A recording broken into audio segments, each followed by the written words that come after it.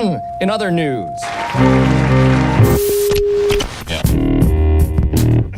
The towers did not burn up. They turned into powder in midair.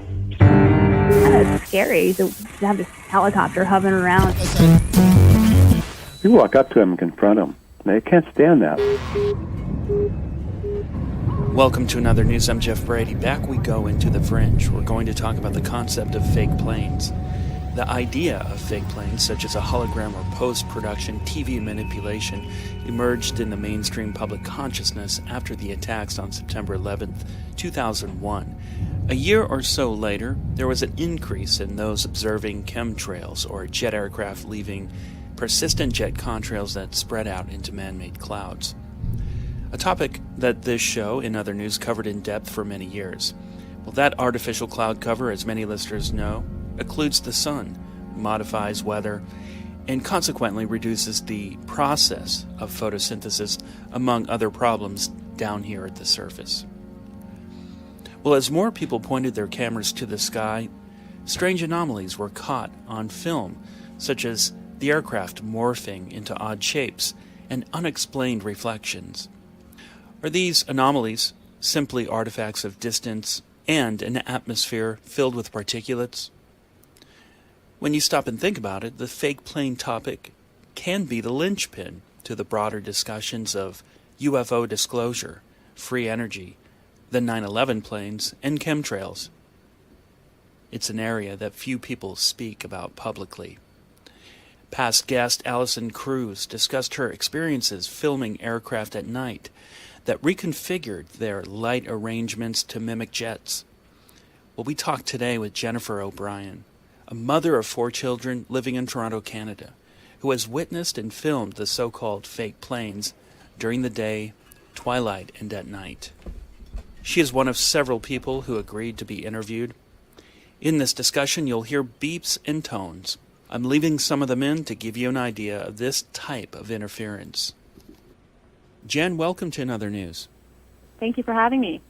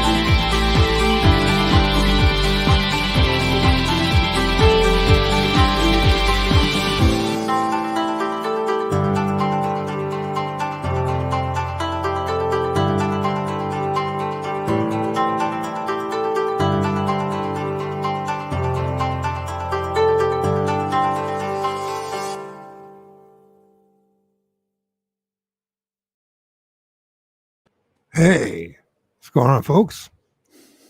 Sheldon, what's going on? Everyone else, the show will show up. We got a new guest, hopefully a new friend, and definitely acquaintance. Someone I've following a little bit for a while. I really enjoy his a YouTube channel. Um, let's read this. Left this with me. Jeff Brady is an independent radio producer and journalist. His radio show is called In Other News, and it's been on the community radio airwaves in New York City since 2010. How did I miss that? Topics range from zero-point energy, geoengineering, the subtle energy fields such as argon energy, UFOs, the occult, alternative health treatments. Jeff has been filming UFOs in New York City since 2007, and a lot of this UFO footage can be found on YouTube under the handle Budgetmoon, which is a cool name, by the way. He's currently finishing a documentary chronicling the years of NYC sightings titled New York Sky Watch, a decade of UFO news. Jeff, thank you for joining me, bro. Hey, thanks. I appreciate the invite. Yeah, man. I'm really excited that I'm like, I didn't realize how much of a truther you are. I miss being a truther. They 2021 and January 6th, that you're my channel, along with hundreds if not thousands of other small channels, got nuked. And we've been censored ever since. So they let you back on. Yeah, I mean, I was pretty vocal about stuff. What's going on? Sasquatch Confessions and JP Adventures. Thank you for joining us. Yeah, well, I've kind of playing the game. So, but they don't let me have I used to have thousands of subs, not anymore.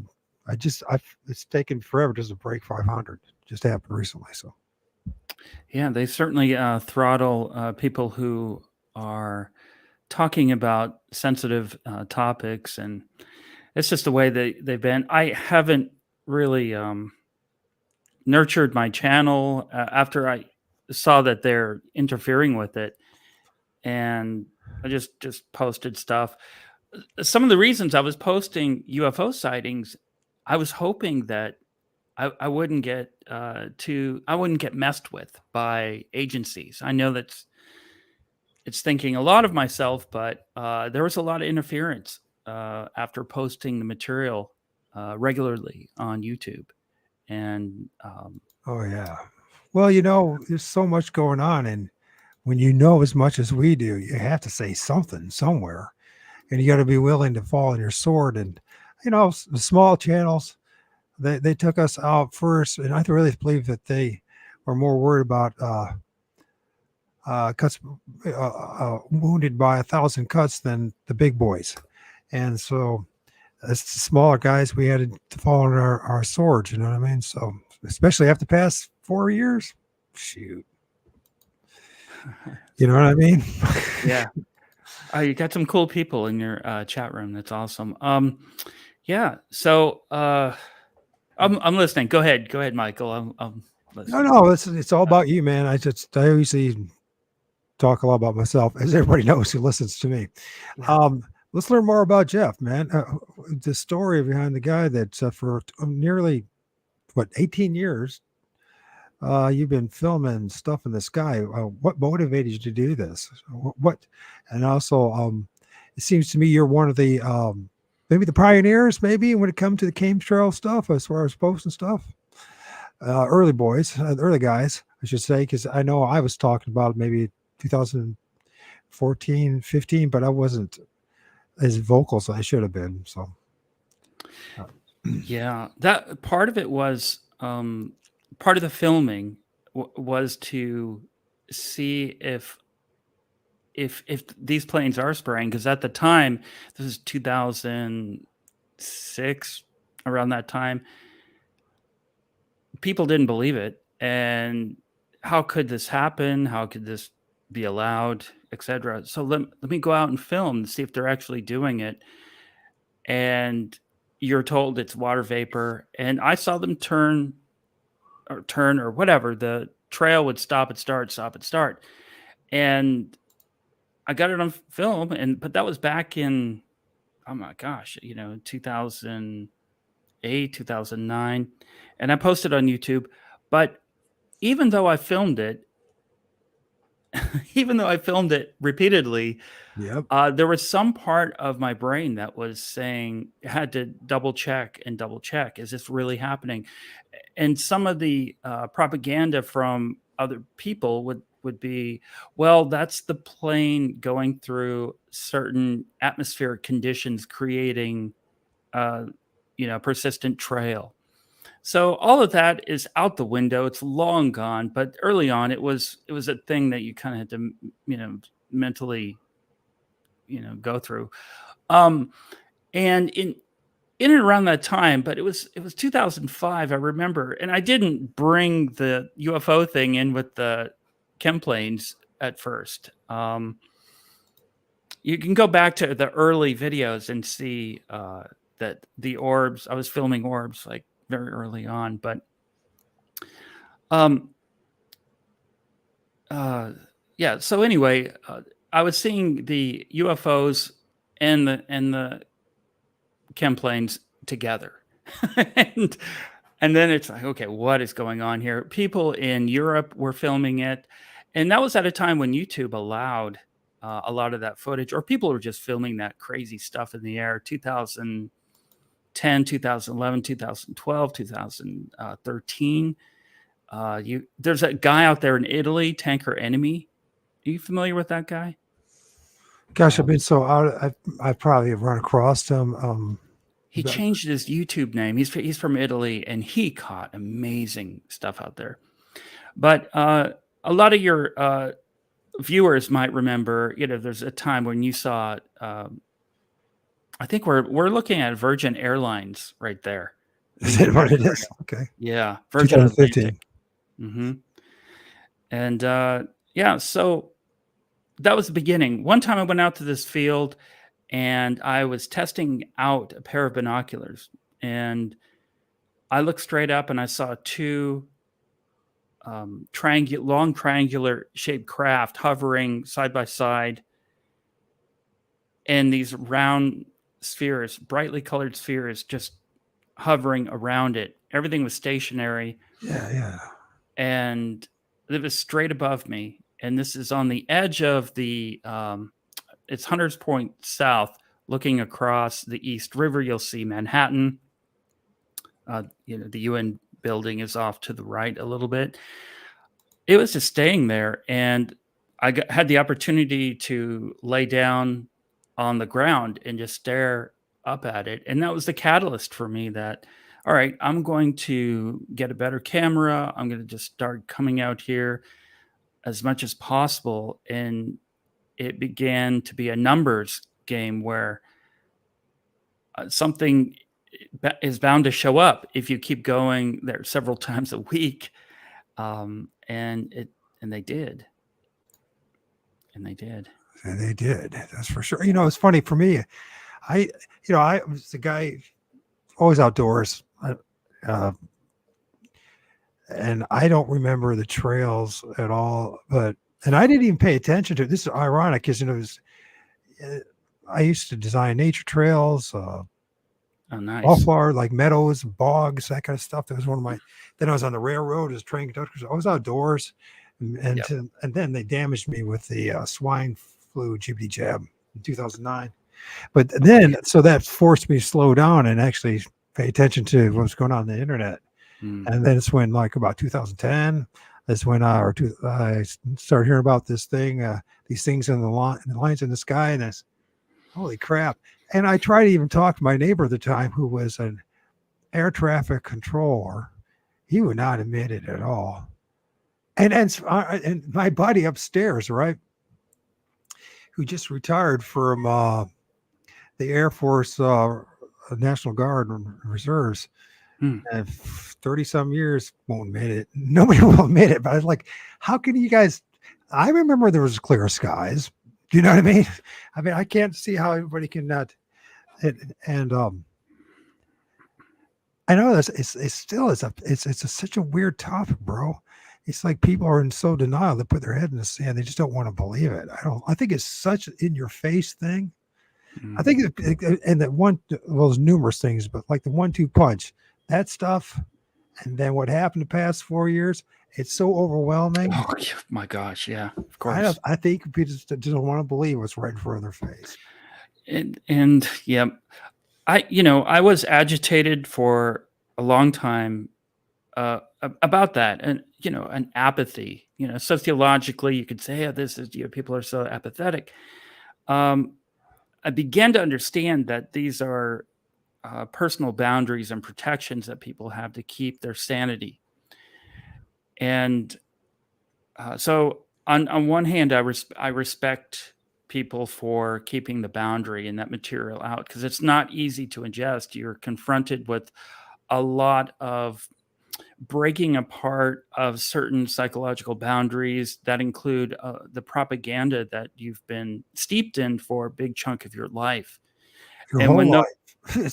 your whole life, What's that one guy that just said, I can't remember his name. He said, he was talking to one of the Rockefellers. Remember him?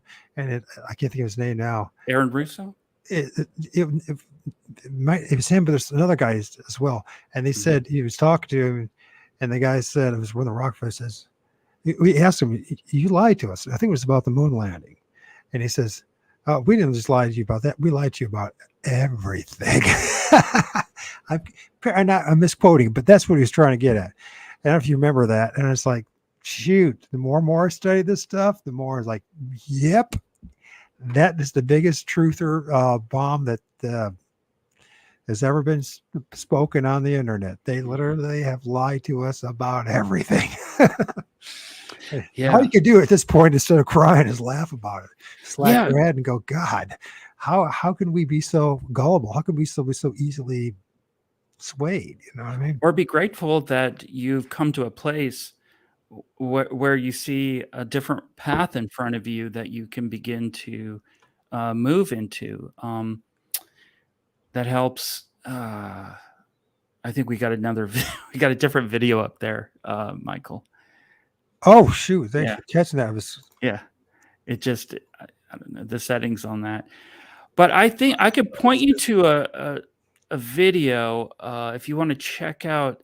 I think if you go up just a little. How many years? Let me see. You've been doing it for a long time, dude.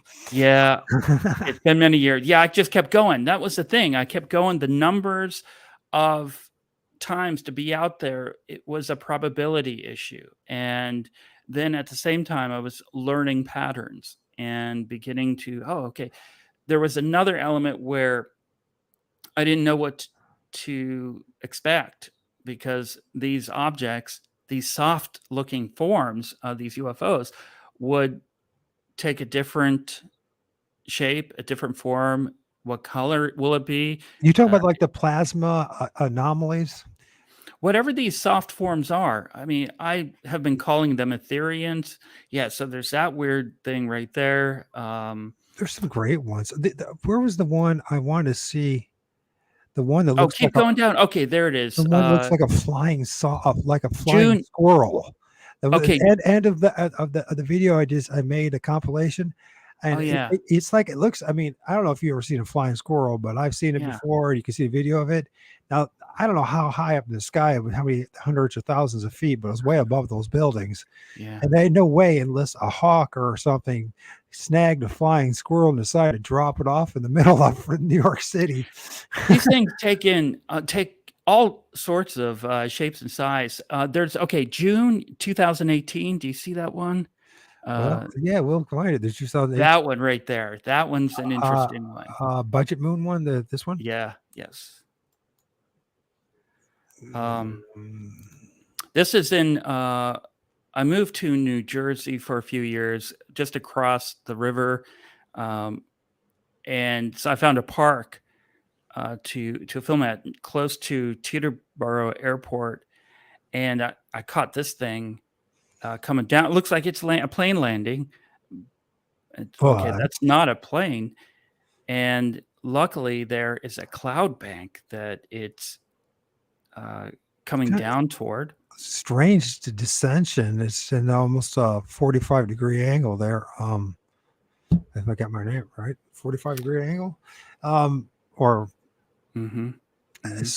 would a plane descend like that? I mean, maybe a helicopter, but not a plane. Yeah, I'm not an expert in that, and boom, it goes Boom, through. right the clouds. Yeah. And off to the right, you'll see a black object. Somebody pointed that out. There's a black object to the right. Right there, yeah. Yes. And That's here what, this, yeah. And so this thing's descending. So what is that black thing, right? And this thing's glowing. How can these air traffic controllers not see this? without it flashing, that's another thing too. That's got to come up on their radar. It's right there. It's right by their airport.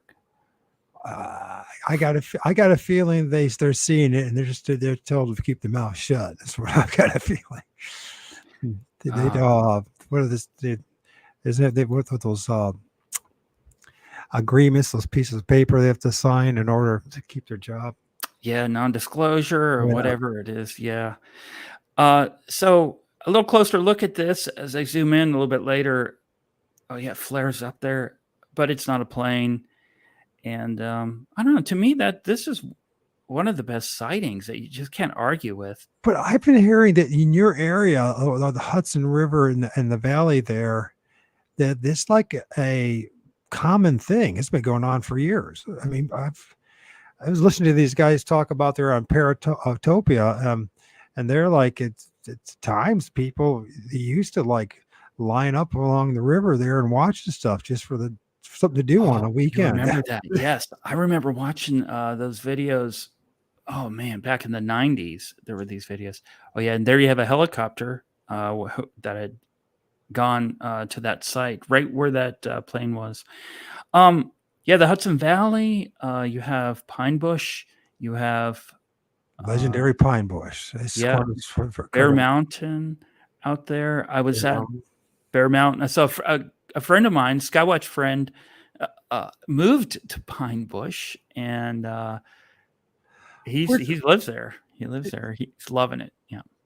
Now, isn't there like some cities around there too, where they have like endless like catacombs and mines? Yes, you know anything about that and the legendary stuff? You know much about that? The wells, the holes. I don't. I have a book about strange places or some sorts of bee. Okay. I'm Brewster? Is it Brewster? Yeah, Brewster, legendary. Okay. So that's, if you guys ever get a chance to learn about Brewster, that town's High-Strangeness. I'm from Ohio, man. I'm from Northwest Ohio. So I'm not, last time I've been in New York City was 2010. Yeah. And Chelsea and then spent some time in the Bronx in 2000. And I'm not a city boy, man. Well, I spent a lot of time in London and that kind of thing. So all I was going to say, Michael, is that New York City is surrounded by water, as you know. The East River is not a river. It's a tidal strait, and it changes direction. It goes north-south and then south-north. It's a mixture in Hell's Gate of brackish water. So you have some I guess some ion release of ions and all kinds of of mixture into the air from the movement of water in that area. There's a lot of UFO activity in Long Island Sound because the East River connects up into Long Island Sound between Long Island, Connecticut. Okay, so this is what I call the flying squirrel, but it cannot be a flying squirrel. But right, it looks just like a flying squirrel. How high in the air is it? You estimate? How many thousands of feet or hundreds of feet? Maybe 400 feet, 500 feet. I mean, can you imagine? That's. I mean, flying squirrels fly from tree to tree. You know what I mean, or a tree to the ground. I mean, and then what's going on with the energetic nature to it? And this reminds me so much of my interactions with Sasquatch, Bigfoot, that does the same thing. Yes, right. It's almost as if it's some kind of entity that's alive.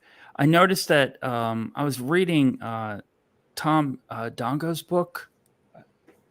Do you know who I'm talking about? Tom Dongos. It sounds Yes. better. Yeah, I think I have it here somewhere. What is it? Is he UFO or? Yeah, he's out in Arizona. I think I have his book. Here it is.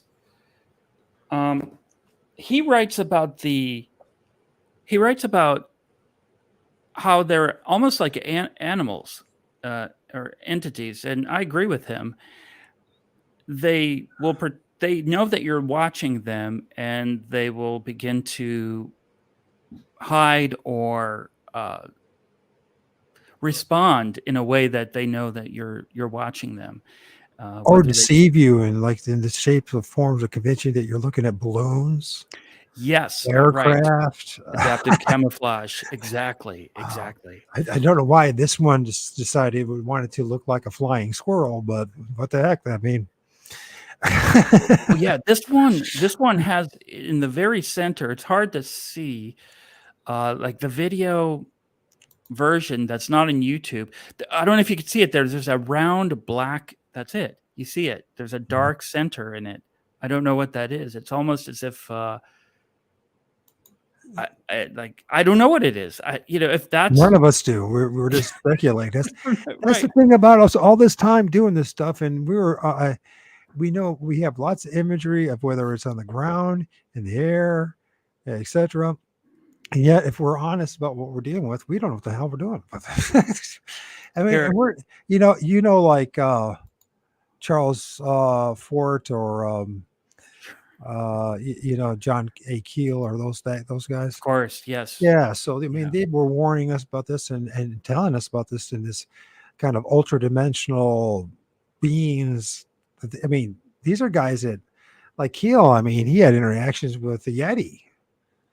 And he's saying the same thing. And he's the one that made famous the Mothman thing, when he did his research there in West Virginia, Ohio, and Pennsylvania. That's right. Yeah. He lived in New York City. And that's right. He did too, didn't he? Yeah. A friend of mine, Anthony Matt, was good friends with John Keel. And I got to meet him. I got to hang out with John Keel before he passed. Nice guy. Yeah. Well, I don't know what that is. What is that? I think it's one of those thingamajigers. I can't remember now. I can't remember. It's so John Keel in his book Operation Trojan Horse, he mentioned that the brilliant book. Everyone has to read that book. Please read that book.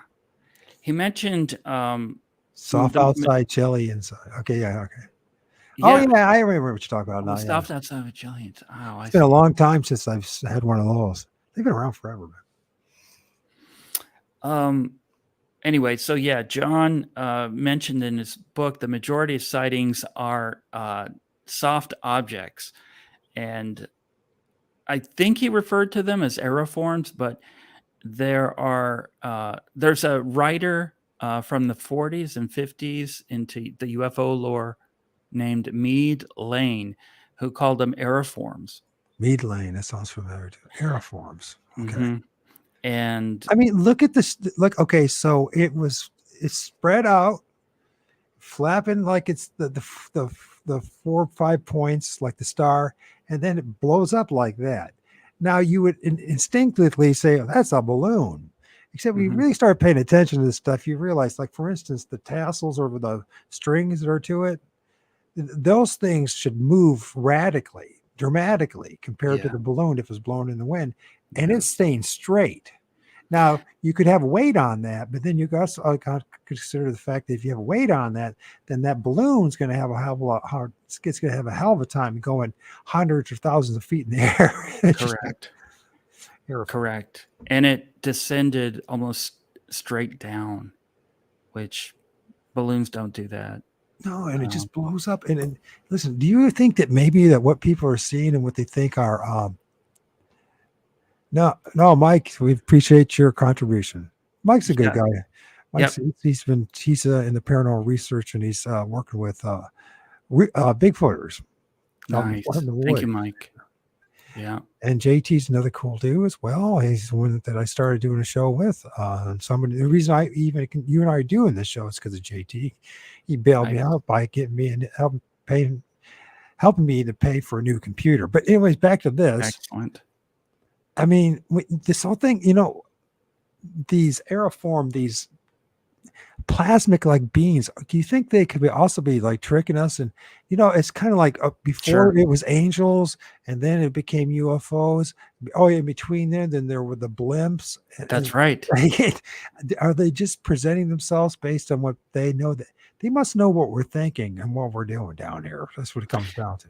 Yeah, I believe there is a psychic connection as well. I've been out there filming at times, spending hours out there. And one time, I can't remember the film that I watched. I recently watched a movie, and I'm out there filming, and the film that I watched was LA says sylphs. Sylphs. Not sure what they mean by that. Right. But while you're talking about that, just so you guys notice that the energetic nature of these things, this is not reflection from the sun. The more you pay attention to this is emitting this energy. Yeah, that's right. Right. Good catch, Michael. Yeah, good catch. There is right, and that's a strange shape. Oh man, there's so many bizarre artifacts that occur when you catch these things on video. But I'm just trying to explain that there is a psychic element to them as well. They know what you're looking. They know what you're thinking. They can read your mind. I know it sounds nuts, but look at that, and then it just spreads out into like this star shape again. And it's got this shape like a flying squirrel, but it's clearly is not a flying squirrel. And you can see the edges are opaque. You could see through them. Yeah. It's amazing stuff what you filmed. I really do think so. I've been watching, paying attention. So, I started looking into like that one guy that has the plasma anomalous something or other. Oh yeah. Yep. And I stopped posting videos, and then I started paying. I watched like the balloon cult video. You know if you've seen that, the guy from California, Florida, he made a documentary called The Balloon Cult. Oh no, I haven't seen it. I got to see it. So where he started filming this stuff, and then balloons started showing up. Yeah. And so and it became like this balloon cult thing, and but the thing is, there's just too much of this, and there's too much evidence to suggest that they aren't real. Sometimes they are balloons. In fact, this is one of the interesting things to observe is that something is bringing the balloons to him with his intent, right? Literal balloons. But before then, and in the middle, there would periodically be these plasmic type aeriforms, beings, these whatever these things are, that would show up as well. It's almost like they like playing to the trickster and messing with our heads a little bit. Right. Yeah. We're also projecting a lot of stuff, a lot of our own propaganda out onto them. And it's good to just have like this sort of neutral balloon whisper. Yeah. Very funny. Yeah, it's good. It's good to have a neutral position and see what there might be a person out there that goes by that name too. Yeah, there's a bunch of us out there. I stopped filming to focus on a documentary because I could just keep going out there and film and keep getting great stuff. But I just thought, well, there's a story here. Let me try to assemble a documentary to tell the story. And I'm almost done with it. It took way too long, but well, it's great that you're doing that, man. It needs to be done. Yeah. A lot of people aren't interested in this. It's so hard to get anybody interested. if you do any little research, you realize this is such an important part of the equation of our reality.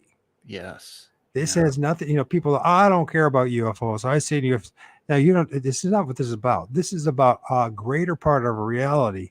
And what's going on in the sky there, from my observation, and it's not even, I discovered this on my own. Then I found out that guys like John Keel and others are saying the same thing freaking 60, 70 years ago, that there's a connection with these things in the sky and what we see down here on the ground when it comes to cryptids, where there's Bigfoot, ghosts, I mean, the paranormal, there's all connected. And they were telling us that. And for whatever reason, the next generation or two dropped the ball.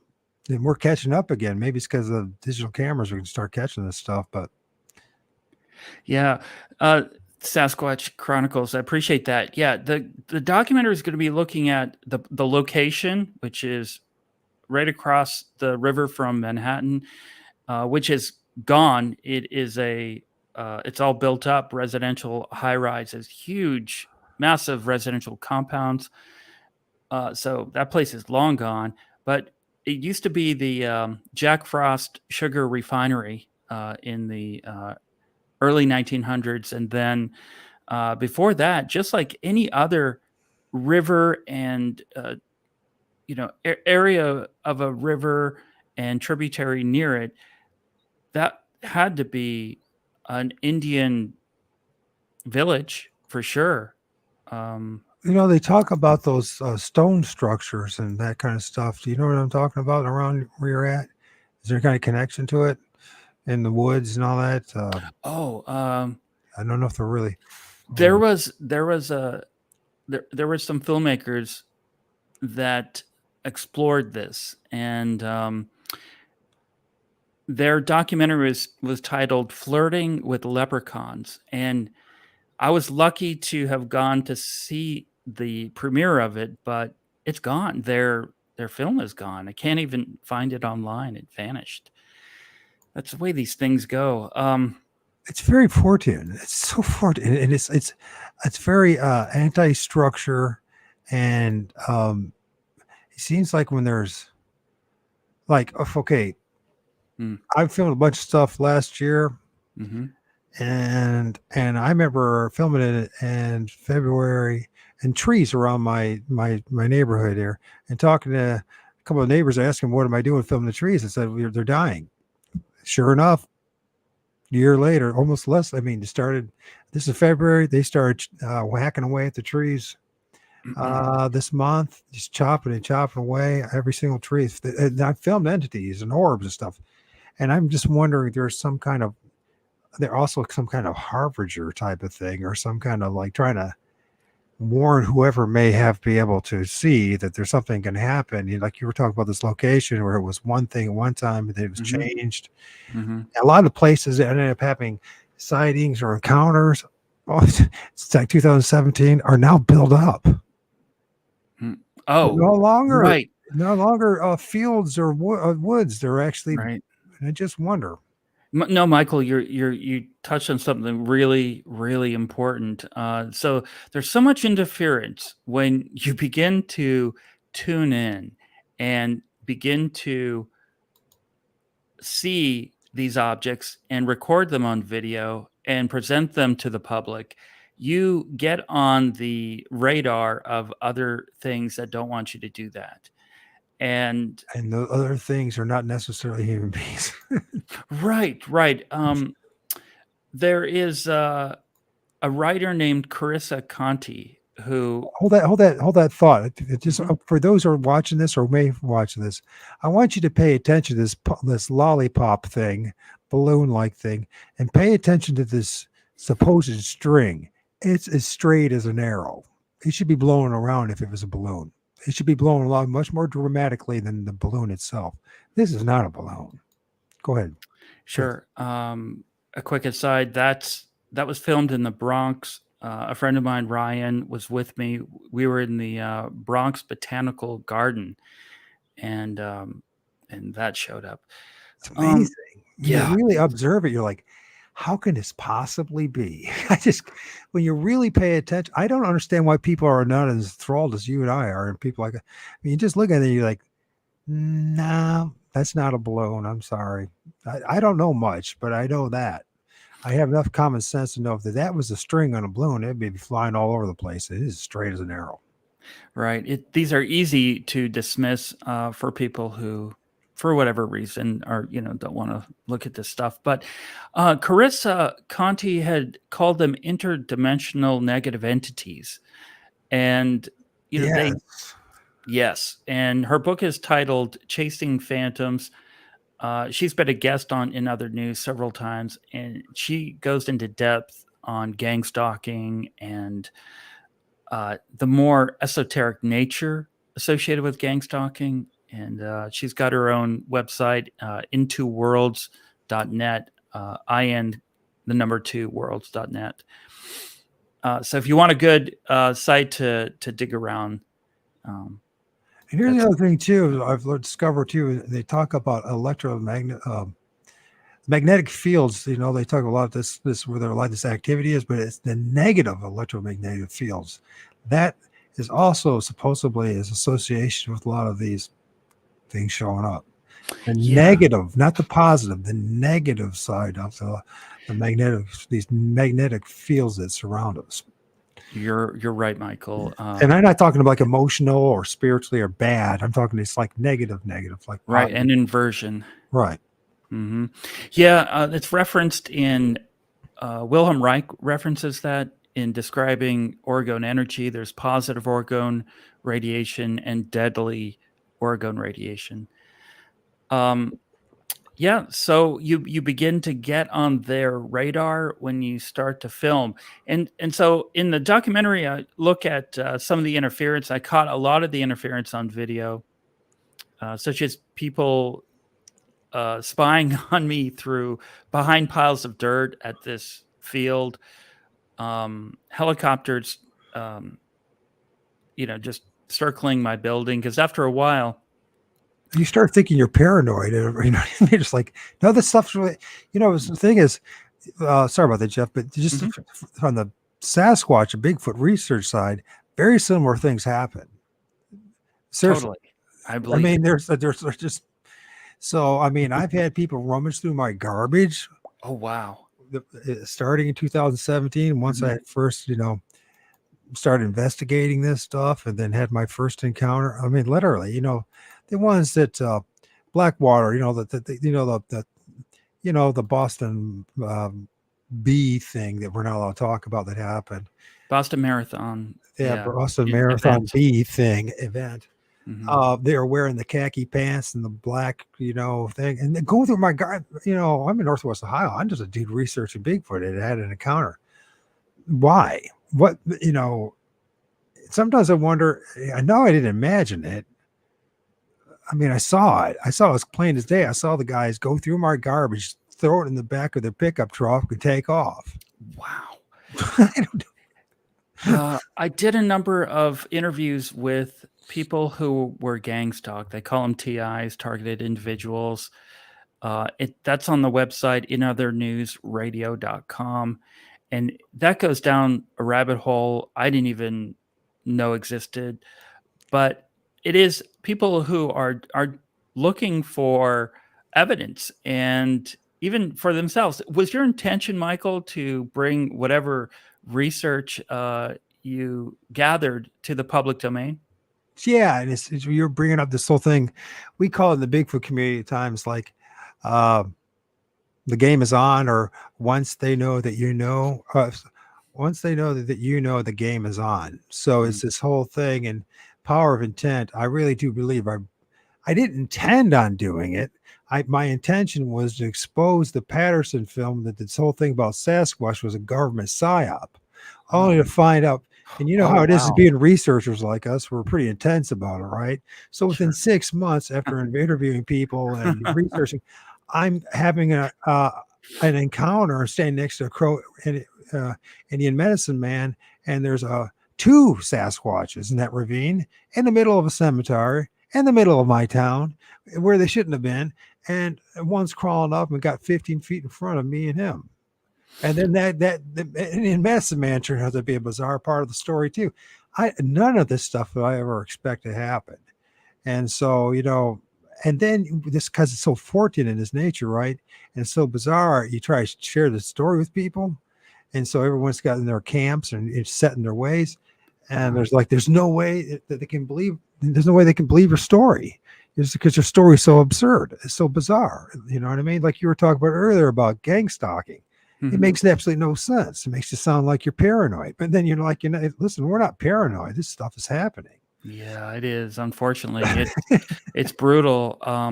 They go after people who are developing 0-point energy devices, doing research, like you said. So it is very unfortunate that that's in our reality. But the more we talk about it, shine light on it, bring awareness to this agenda that's around us in our society, the less power they have. There was a site titled ethericwarriors.com, and that's how I learned about gang stalking. They made Organite in Oregon and Zappers. The guy was Don Croft and his wife Carol. Remember that? Yeah, remember Don? Did they get taken down? Say it again. Did they get taken down? I think it got taken down. Something very they were attacked. The site was attacked and destroyed. I'm sorry, the webmaster was found dead in his bathroom, and then a week later the site was destroyed, and then and that website was amazing. It had a great message board on it, and discussions were amazing in that. So nicely organized site. Yeah, it was good. I remember and they were just starting to get their act together and start to show images and try to explain things. We were on the same page. It's 2017. We were interacting.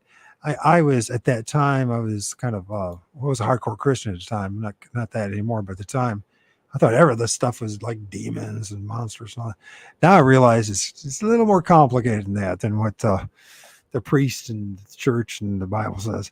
But regardless of that, where there was someone's opinion, the one thing is, like you're talking about these tragic events that happen, it's like this yin and yang thing. A positive thing would happen, then a negative thing would happen. Somebody that I became friends with through this a year ago, she was on my show, right? Doing part of my lives. And the guy, if you remember, anybody hears a shell, passed away last weekend. They found her dead, alone, and it looks like foul play. What was the topic? We were just talking about all sorts of. She was very much like us. She's a truther. She's very smart. I think.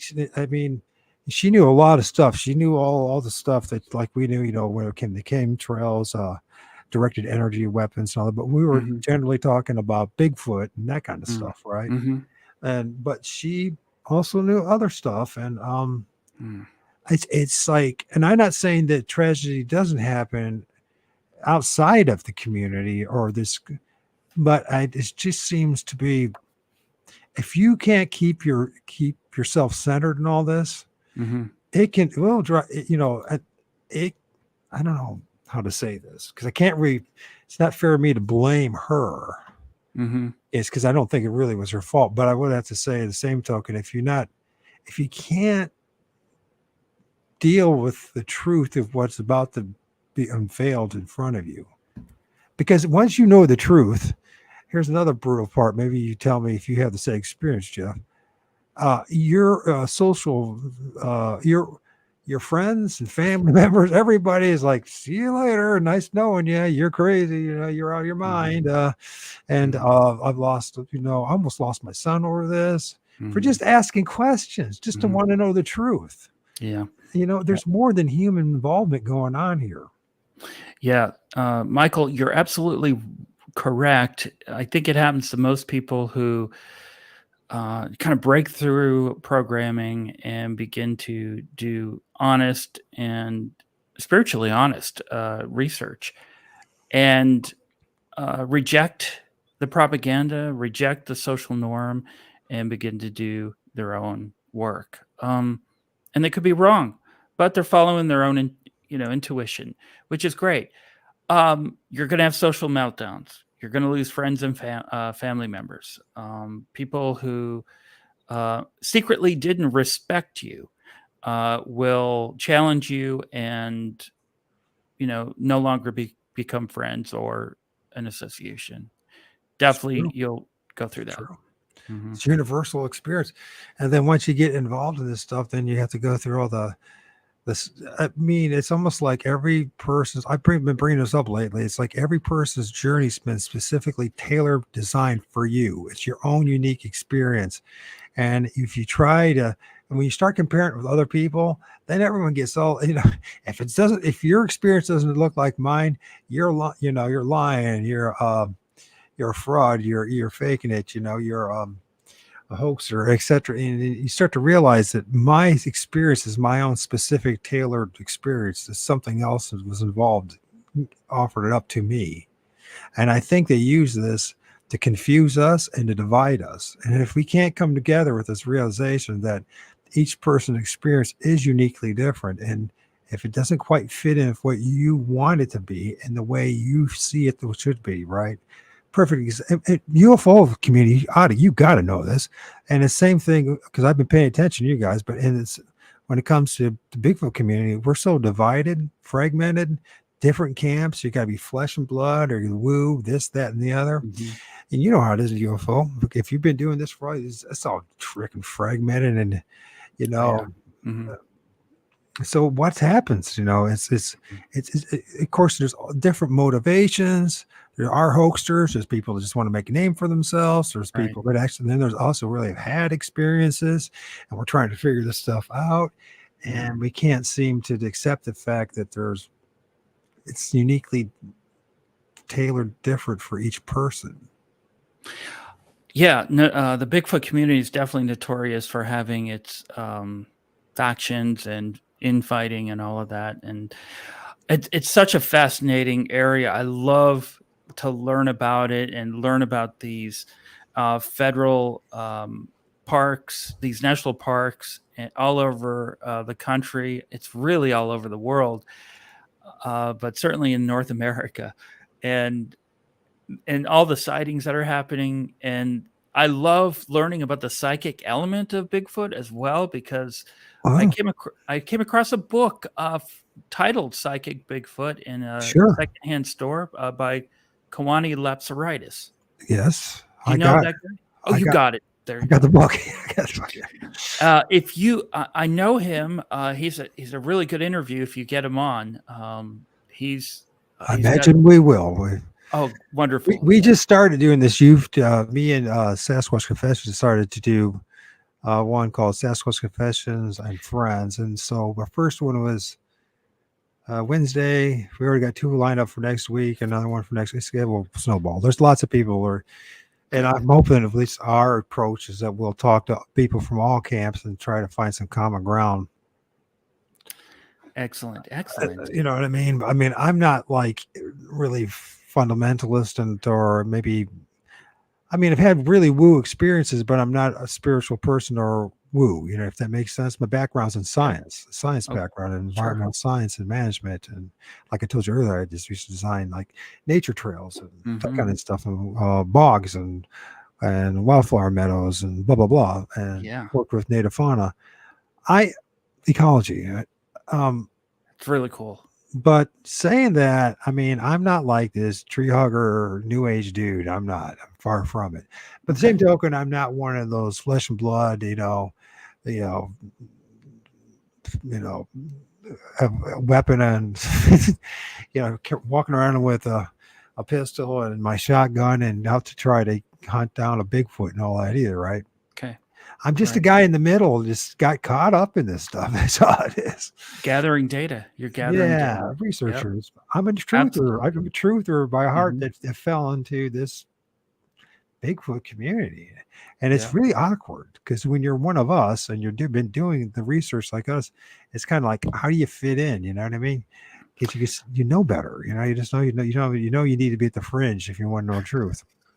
Tree hugger. Yeah.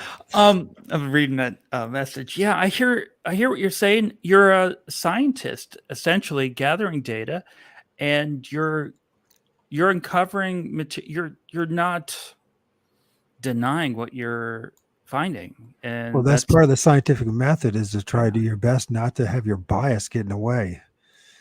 It's uncomfortable as it may be. And if when you see a Bigfoot go through a tree and the tree still stands, that's what you saw. oh, Whether people like it or not. if you click on that interference one with the helicopter, right there, that oh man, what a time. Should I slow it down or keep it normal speed? I think normal speed is Okay. okay for Because this. I know some of these videos they're the jerking around and they're so fast. Just for those guys in particular. I just like to slow down yours as well. I guess there's something. Is there maybe something strange about us? We like looking at these videos because I think most people don't have the patience to do it. I'm just like, that's true. Yep. There's no fanciness. It's just kind of raw footage as much, just here's what I found. Here's what I've recorded in the sky. Record the video. Like I'll record your video. So then I usually don't post it. If I do, I'll give you the credit. But like I'll put my software and expand it, bring it up, zoom it so I can see it better. Yeah. You know what I mean? See how close that guy was? Look, hold on a second. Why do they care so much? This is my back window. So this is going on above your house right now. You're right. This is a 3-story walk up. I'm in the middle floor apartment filming out the back window. How do they know that you even know? That's another question. They could see you. They have their thermal imaging and everything. They could see you through the apartment. And then there's supposedly the look at that. They're right there. Wow. They like to disrupt the vibe. They like to do that. Or is it because they're paying attention to the object and you just happen to notice it while they're doing it? Same thing. It could be that as well, but it's just that object. Yeah. So this is another one. So what had happened at that field is the police arrested me for trespassing. And really, all you're doing is you're just filming up in the sky, and that's trespassing. Yeah. There were trails and dog walkers and all kinds of people out there, but they singled me out and they went through my bag and all my information. And anybody says America's not a police state is very much delusional. I never went back there after that. So I started filming from my back window, and this was happening. So they were watching me. And it's because they see you watching them. Mm-hmm. And then there's what is that? That's something, the skull technology. What is that? You know what I'm saying? Not satellite to skull. What do they call that? Something to skull technology where they pay attention. Voice to skull? Voice to skull. But there's something similar to that too, where apparently they have the technology, allegedly. So here's another. To read our mind. They could do that, right. Look at the direction of that camera. Camera's pointed right at me. And I'm in my apartment. And when you look at the building from the sky, all the windows are dark. You can't That's not too often that people have to go through this, where they actually have a helicopter that's actually hovering close to your house and your window. It just doesn't happen that often. I know people think it sounds paranoid, but just think the last time you had a helicopter hovering over you. I mean, some of you guys like Sasquatch Confessions and Seeker and all those guys and his brother, they go out and at times they'll see a helicopter because they're out there in the British Columbia, searching for signs of Sasquatch. But I mean, your home, right? Come on. Yeah. Why would you be hovering either? Now, mind you, it's just slowed down a little bit. Yeah, I slowed it down. Here's another one. Now, this is also revealing that they're looking down at my apartment, so they could see me, and I'm assuming they could see me in my apartment. I could be wrong, and it could be just a coincidence, but I don't. At this point, it's not. This is an unmarked helicopter. Yeah, Yeah, that is, isn't it? It's just like a private one. slowly going over the Is that a building. black one of those? That's not one of the black helicopters they talk I about. don't think so, but it's blue. It's iridescent blue. And there, you could see he's looking at me, but there's no way he could see me in my. Look how crazy his face looks. It's all distorted. Yes, right. So that's what this video is mainly about, is just showing this kind of activity that. So you on your radio show, you've been interviewing people about similar things, right? Tell us more about your radios. Let's focus on that a little bit, and then we can come back here. Yeah, sure. Yeah, the show is called In Other News, and gotten into depth on.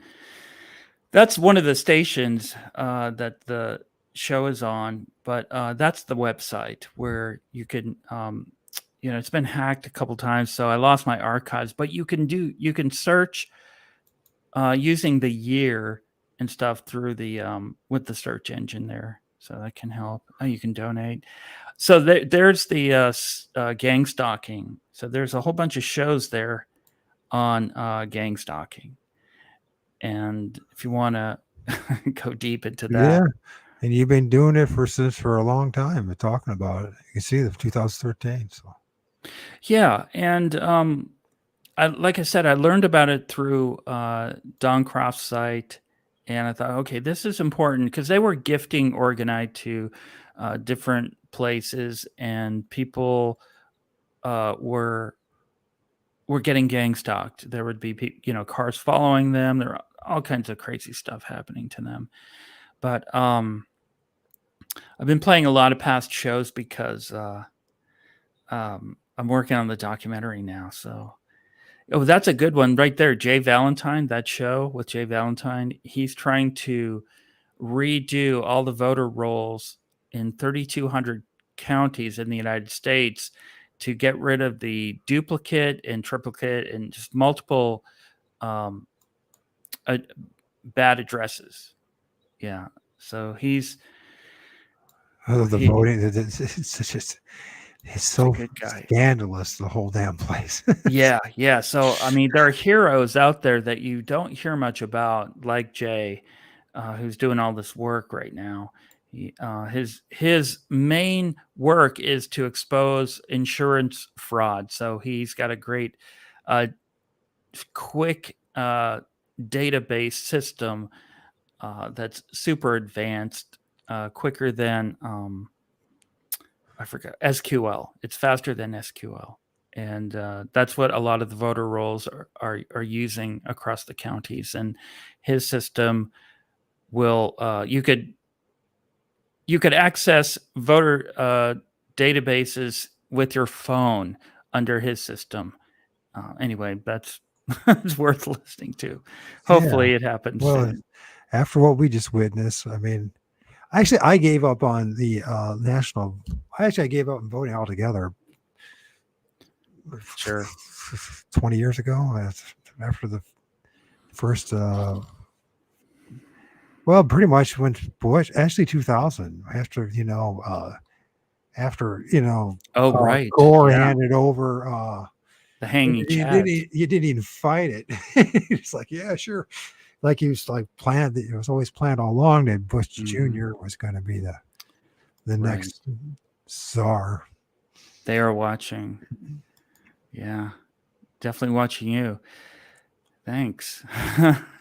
Yeah, I know. I know think it's part of the gig. You know what I mean? I think it's like it sounds like we're being paranoid, but I don't think we're being paranoid. I think it's just as we become more observant of your surroundings. It's just like, hey, man, so you start also what we call the spirit realm, the interdimensional realm, the I mean, paraphysical, whatever yeah, these they're all connected somehow, some way. They influence us. It's a lot more than people realize. We know people don't really think as independently as they like to believe they are doing. point. So, you Yeah, know, good point. Yeah. and it's just an observation of mine. It's just throughout religion, throughout all the other stuff, throughout the woo stuff, just to use your observational skills. They say to use the scientific method, and you cannot. I argue you can't. I mean, you might not want to talk about it. You might be embarrassed about talking about it. It's not a good place. Work's not a good place, or the group you're hanging out with might not be tolerant of your observations. But if you're honest, I mean, there's some high strangeness going around all around us. UFOs, paranormal, Bigfoot, all these things seem to be strongly connected, Jeff. Yeah. And there's, Politics. yeah, oh, right. Religion. Kwani Lapsaritis pointed out how the Bigfoot were acting as security for the Greys who had this mining operation in this mountain. And I thought, oh, that's interesting. I could see, those guys working together, Yeah. And do you know about the let's see if I can find it. Do you know about the painting in the Vatican about the Last Judgment? And in the dead center and bottom of it, it has these entities that look just like Bigfoot guarding a cave. Oh no. Oh, there you go. No, I don't. I've not seen that. It's true. I'm not making it up. Oh no, that's great. Yeah, there's so many different references of Get this out of the way. these cryptids in our past and in our heritage. The dog-faced people, you can go down that road as well. But one thing I was hoping we could talk about is the fake planes. Let's do it, man. Okay. So the clip that you played in the very beginning, the show was Jennifer O'Brien, and okay. she had she's from Toronto, and she was filming fake planes. And is that her? No, oh no, it's back there. It's okay. We don't have to listen to it. But the idea is, okay, so she was filming material like that, these objects, aircraft that appear as domestic aircraft, but she could tell they're not. There's a guy out in Oregon named, his YouTube channel is Who Took My Mojo, and he was filming. Oh God, can you get a hold of him? Yeah, he's been on the show. Oh my God, he's like one of the best field researchers out there. I just mirrored one of his videos, and I asked the question, "What happened to him?" I don't know what happened. He stopped posting stuff. He said some amazing light shows that he filmed, man. Some of the best footage, right? He got synchronicity, bro. Thank you for bringing it up, man. Sure. He got that craft that had landed, and he was looking inside of it, and these like little gray thing. He said there were grays or whatever. They were moving at rapid speed, like blink of an eye. Yeah. And so, I mean, he got the best footage I've ever seen, and but he also got the fake planes. So these things mimic aircraft, regular domestic aircraft, planes. Alliston Cruz, you familiar with her? Seeing UFOs PA? Yes, she hasn't been active that much either lately. Right. She's working. She's got a huge business. She got to end up getting a big following too. Yeah, she was very thorough in her investigation, and she was catching the fake plane, right? So fake plane, right. So I bring this up because if you go to Budgetmoon again, if you go to my channel, the most recent upload, right there. No plane. That one. Yeah. And if your viewers look closely at this, so there's only 30 minutes, 30 seconds. Slow it down so we can see it a little better. Oh, yeah. This is an aircraft spraying over New York City. And it's not a plane. It's not a plane. It's a ball of light. So what is going on here? We have to really honestly look at what is happening with our skies. And these things, is there non-human involvement? I guess is my point. So if who Sure took my seems- mojo? Jennifer, Allison, myself, and others are seeing that these are not really planes that are spraying material. Then what's going on, and why can't we talk about it? So to me, this is the most secret thing. Well, at least a lot of other things. I got lost my. We'll forget about that image. We'll do it another time. But as far as then you start filming the stars, you start realizing they ain't the same either. We live in a giant light show and some kind of freaking matrix, some kind of simulation, and it's nothing that they've told us. Right. That's why they have to constantly give us artist renderings and CGI imagery, because they're really. I don't even know if they know. I think they know that it's not what they're telling us, but I don't think they may necessarily know what we're dealing with ourselves. It seems to be they're profoundly ignorant. It seems like even the plantation managers here, the oligarchs, they seem to be the most abused and used by these things. If anything, I don't think they even realize it's happening. The way, or if it, you hear about stuff like maybe they are like into spirit worshiping and all that kind of stuff, and it's easy explanation. But I really think they're too stupid. But they're just like we're all pretty ignorant. I shouldn't say that. We're all guilty of our own ignorance. You and I have pierced the veil a little bit, but it took a lot of energy to get to that point. Definitely. The Hudson Valley is pretty interesting. Where is that? I think it's right in the middle, next to Jupiter. Right here, September. Yeah, I think that's pretty decent. They got the Hudson Valley, October 22. That's kind of I went there. Oh, I went there. I went there by myself. Which one do you want me to look at? The one to the right of this one. The other way.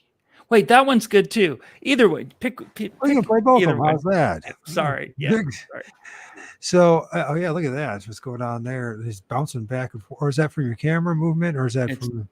It's probably camera movement, but it could be on a slow setting also. Oh, I guess what it is. I got it on a super slow setting, which is probably not necessarily a bad thing, but we'll bring it back to normal speed. Yeah, see what it does. So I was out there, and here I had a Bigfoot moment. So I was out in. You had a Bigfoot moment. Okay, this, JT. Hear this, my fellow Bigfoot researchers. See? Yeah.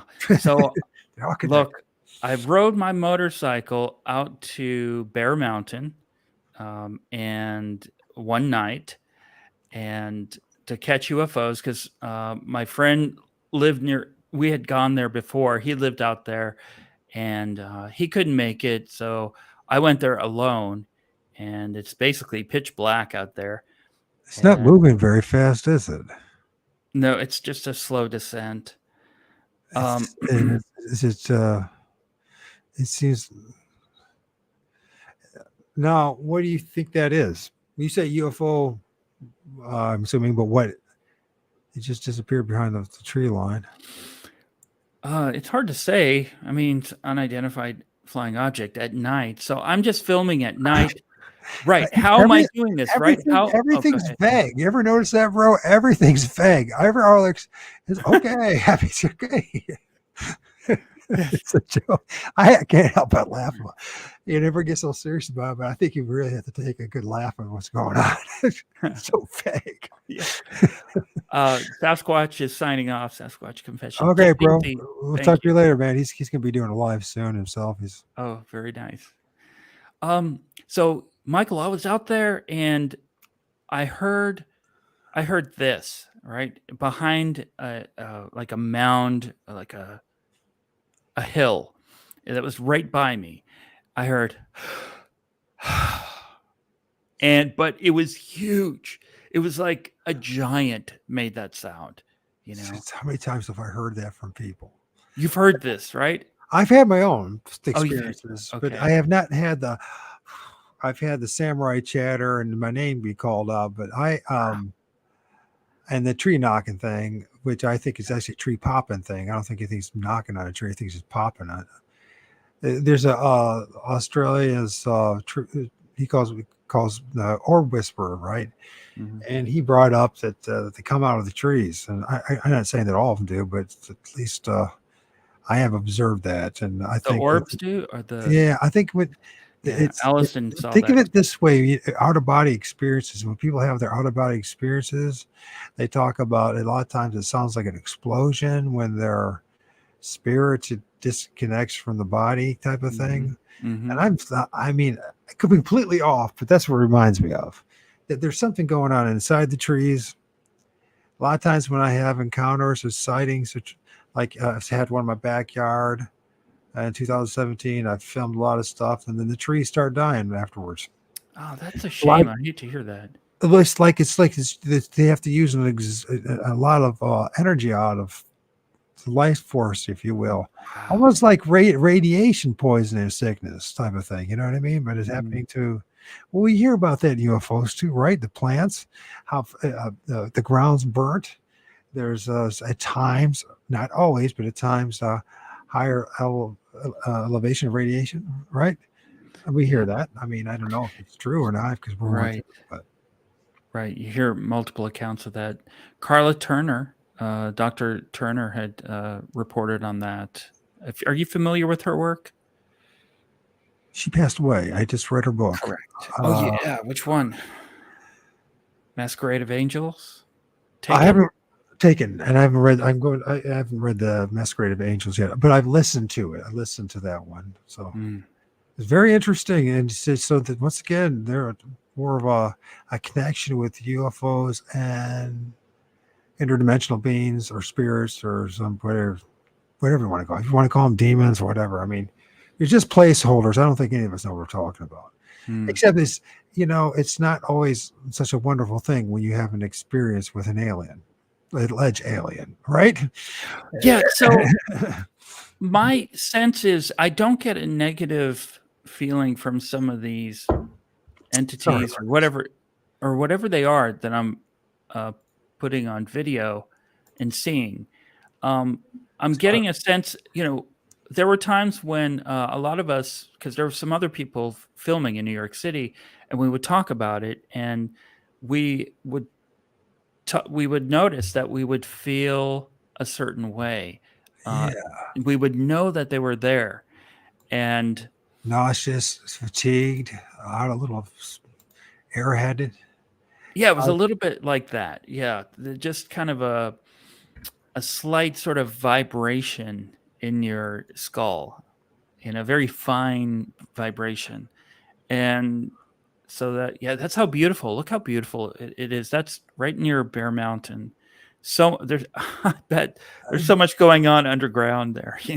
It's shocking, actually. You get this massive city there and all that development, and then you got some of the beautiful parts of the country are actually in the state of New York. It's just shocking. And to me, when I first went to New York, I was like, wow. You can look past all the giant buildings. There's some pretty stuff. The cliffs. What's going on with the cliffs? There's a lot of activity going on there, right? The cliffs and all that on the other side. Palisades. Yeah. Palisades. Yeah.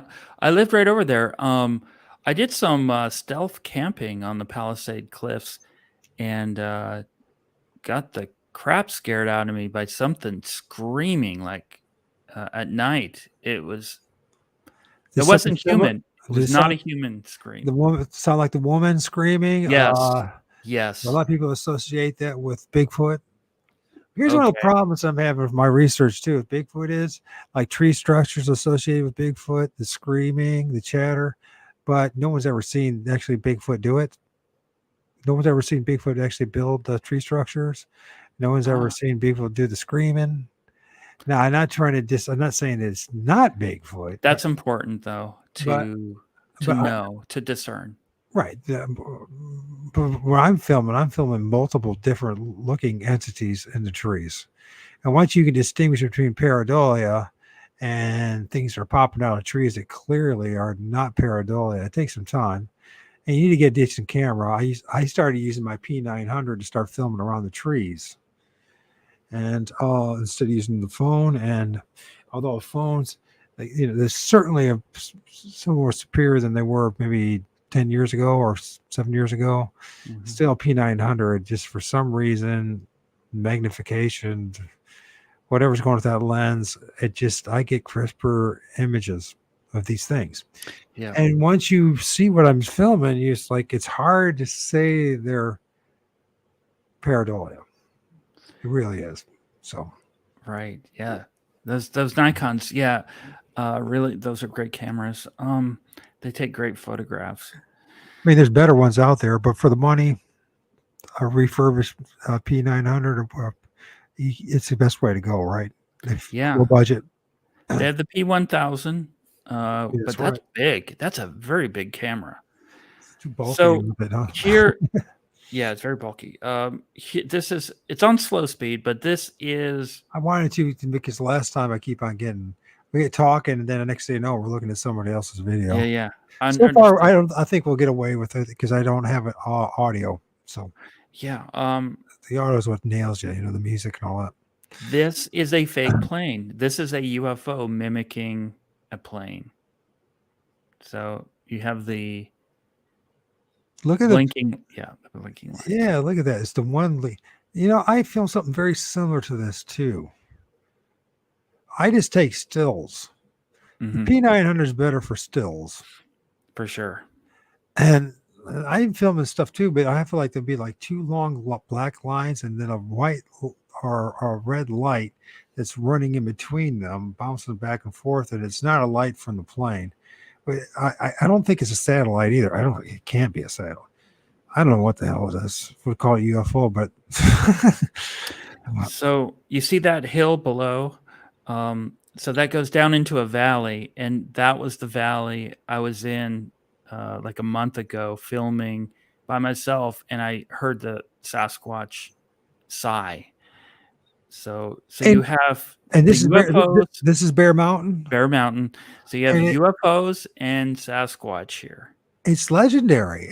I didn't even realize that. And so, how far away is it from New York City?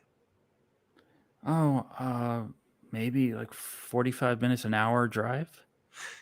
It's not that far away. So we're talking there's also suburbs and everything, towns in between, right? Correct. Yeah, you're getting past Yonkers and Westchester. So the Bear Mountain seems to be legendary from what I've heard from other old-time researchers who start connecting UFOs, paranormal, and Bigfoot in that area. Did you know that before you went in there? No.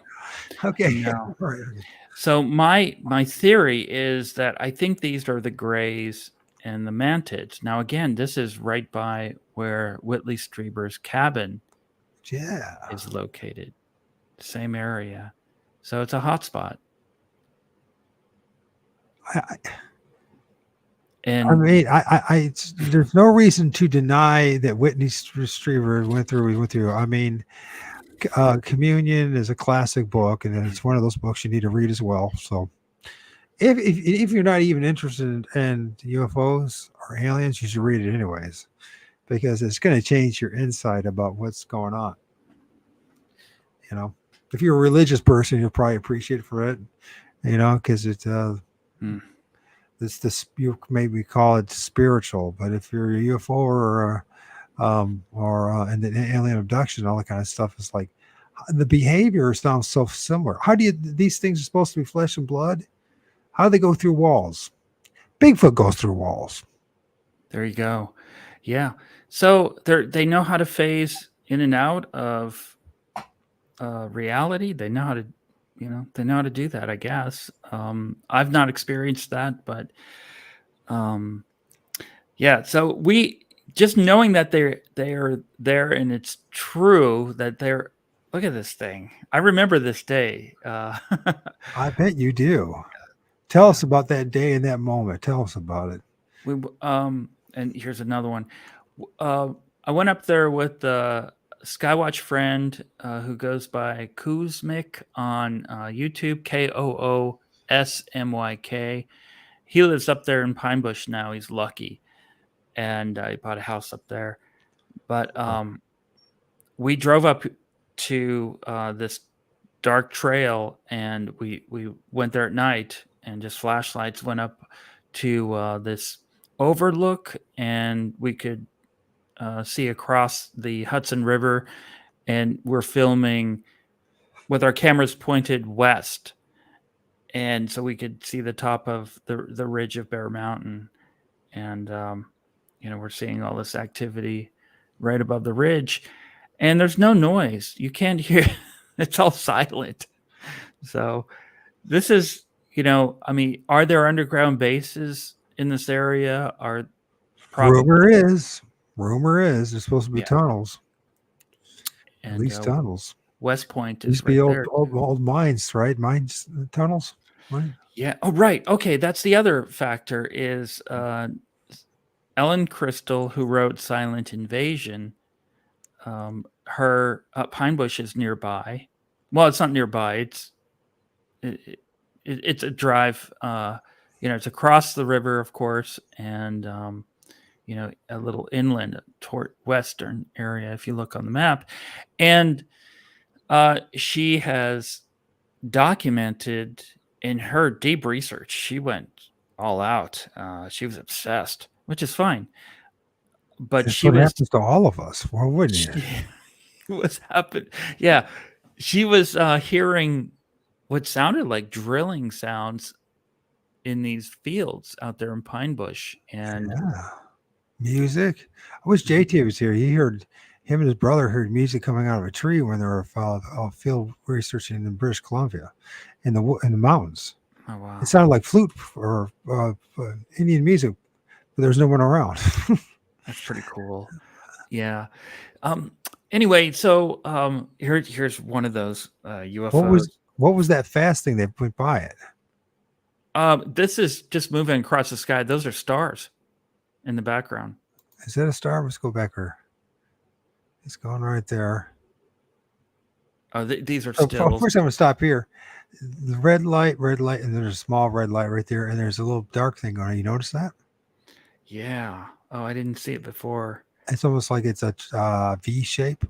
Oh, wow. I'm just now. Wow. Good catch. Hey, that's what we do. We stare at these videos all day. Holy cow. Right there. I didn't even see that right there. Now, you tell me that's a star? I thought it was. But that. Right there. Oh, gosh. Look how that's moving so fast. Yeah. I have a hard time believing that's a star. You might be right. I don't know anything.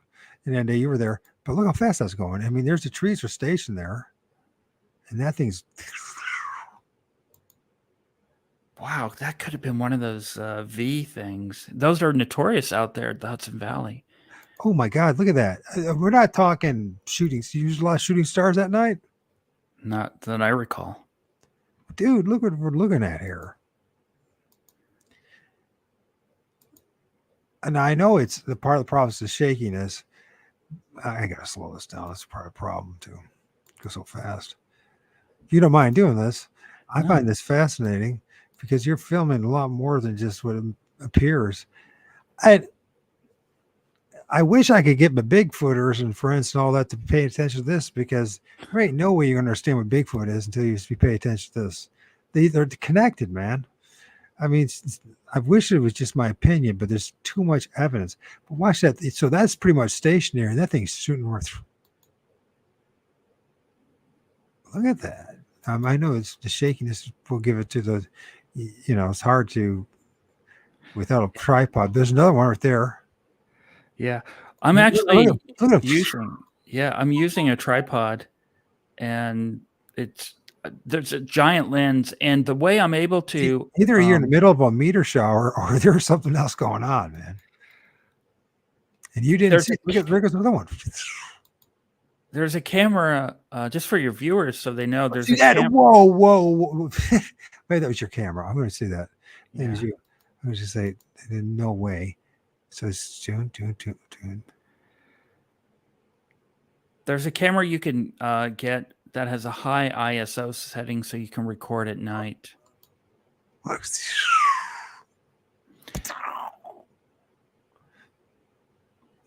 Okay. Have you seen the videos of the orbs that people film in their backyards and they're moving with the tails and floating all over the place like that? Yes. Yeah. Well, I'm not saying it's the same thing, but it does remind me of that. And it could be just because I would certainly, the shaky of the camera, but good gravy. I mean, it's an awful lot of that ain't planes. This is trees. This is trees in the background, right? I think so. This Or maybe might it's have been an object maybe that flew right above us. it's got to be And this meteor shower. Then you're in the middle of a meteor shower. no, I'm following an object. So I think I was tracking it with a night vision scope, and then I put the regular camera on it.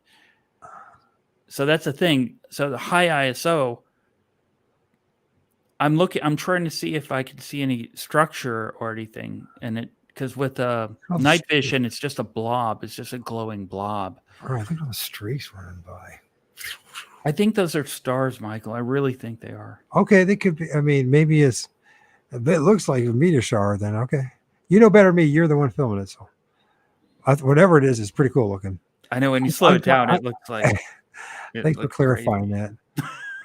Sorry, people, if I misled you. I didn't mean to. Sorry. Are you sure? I mean, look at how that's. Mm-hmm. Yeah, because they're going in different directions. Well, I knew if that's the object and that's the one that's flying off, I guess it could be okay. Fascinating. I love doing this stuff. I love breaking down videos, man. Yeah, you would love it out there. So, I went to Vancouver Island, and they're out there too, and that was an epiphany to see all that activity, similar to Bear Mountain. You're talking about West Vancouver? Yeah, Vancouver Island, Canada. Listen to Sasquatch Confessions. Those guys are all from that area. So you got the same activity out there, Michael. They do. I live in Ohio. I mean, you have the same UFO activity in Vancouver Island as you do here in Bear Mountain. And that is, I have that should be on the channel too. If you scroll down just a little bit more. We have I have best UFO. I had the most bizarre UFO sighting in my kitchen window on February of last year. I remember it was the 11th. There it is, Canada. See it?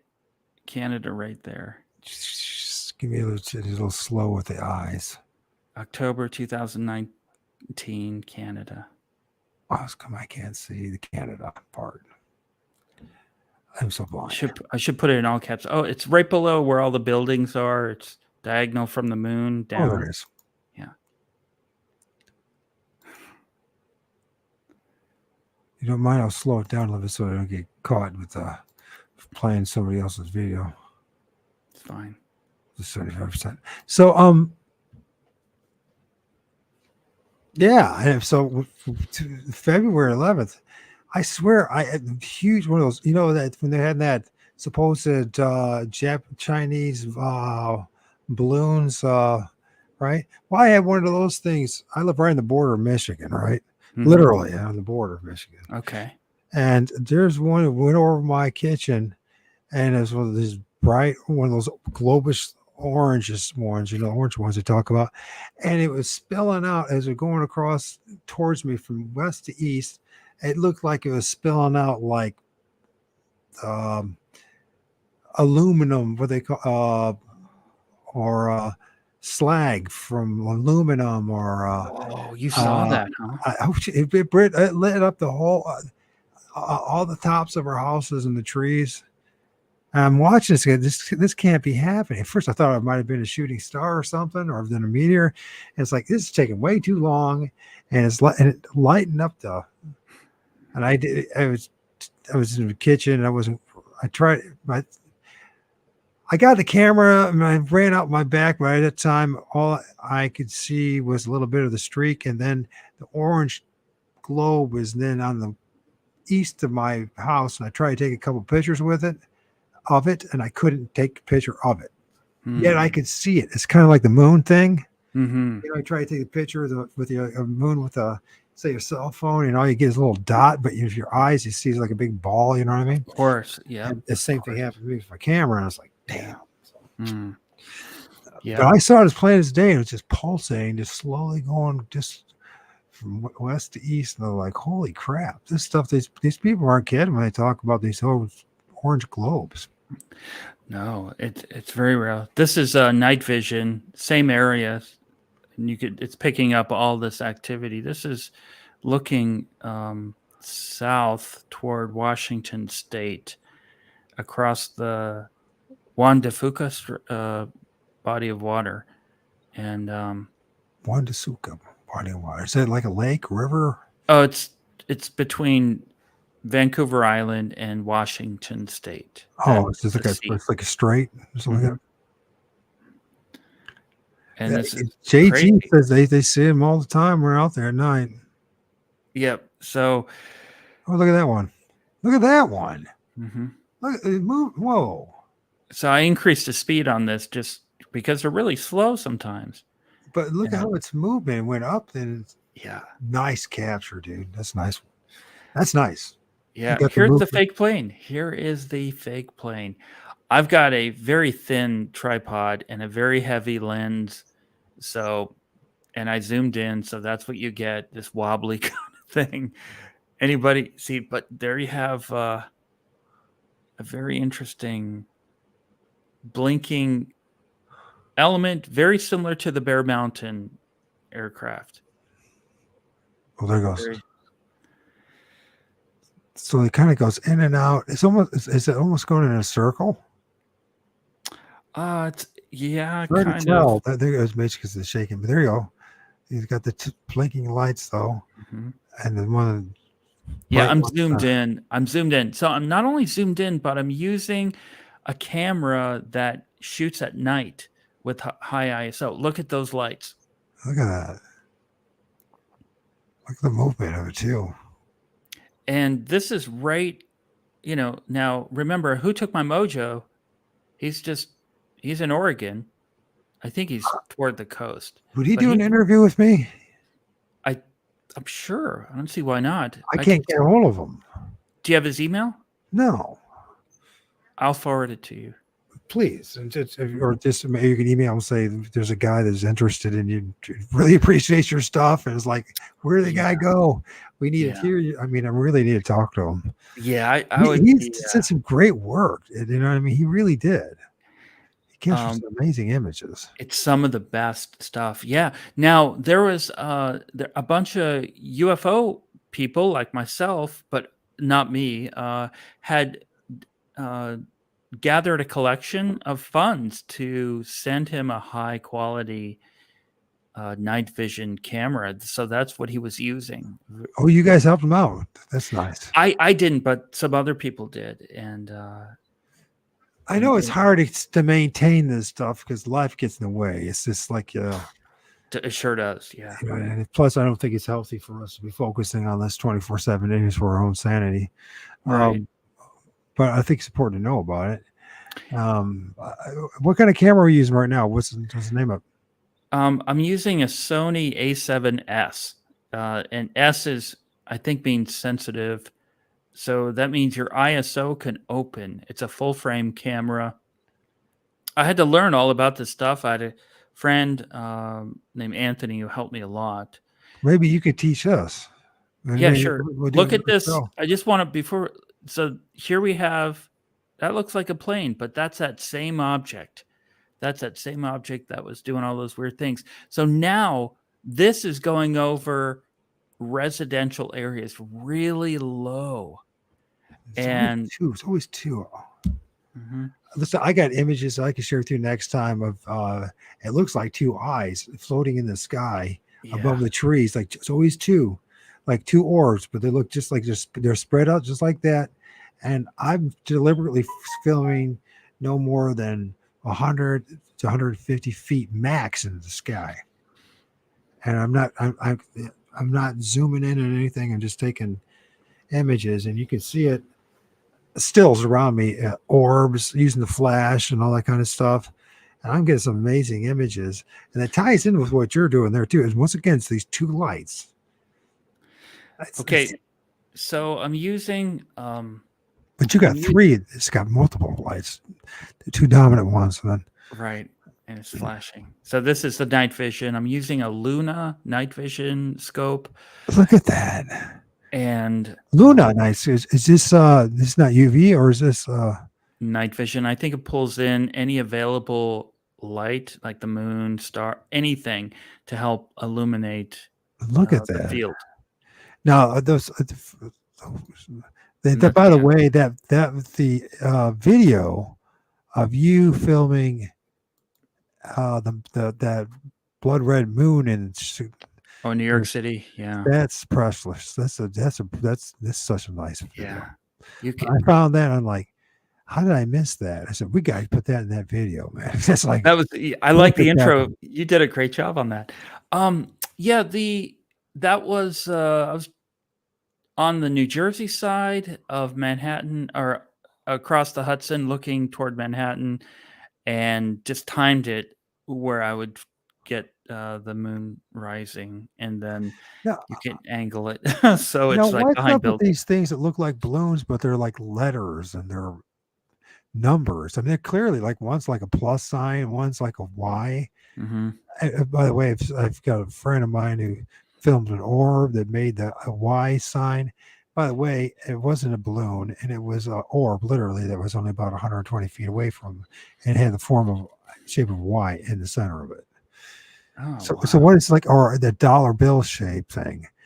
I mean, Yeah. what is going on there? I mean, you could say that. I mean, okay, some of them could be balloons. We'll give the critics that. Yeah. But not all of them. All of them Right. can't be. Right. Which one do you want to look at? Let me see. How about It's fascinating, that dollar bill one. yeah, the dollar bill? I mean, I'm sure there could be a helium balloon, that's the shape of a dollar bill, or an E or a Y. But once you start seeing these things and you see they can morph into different shapes, why can't they? Oh yeah, how about August 2013? Oh shoot, August 2013. Yeah. Or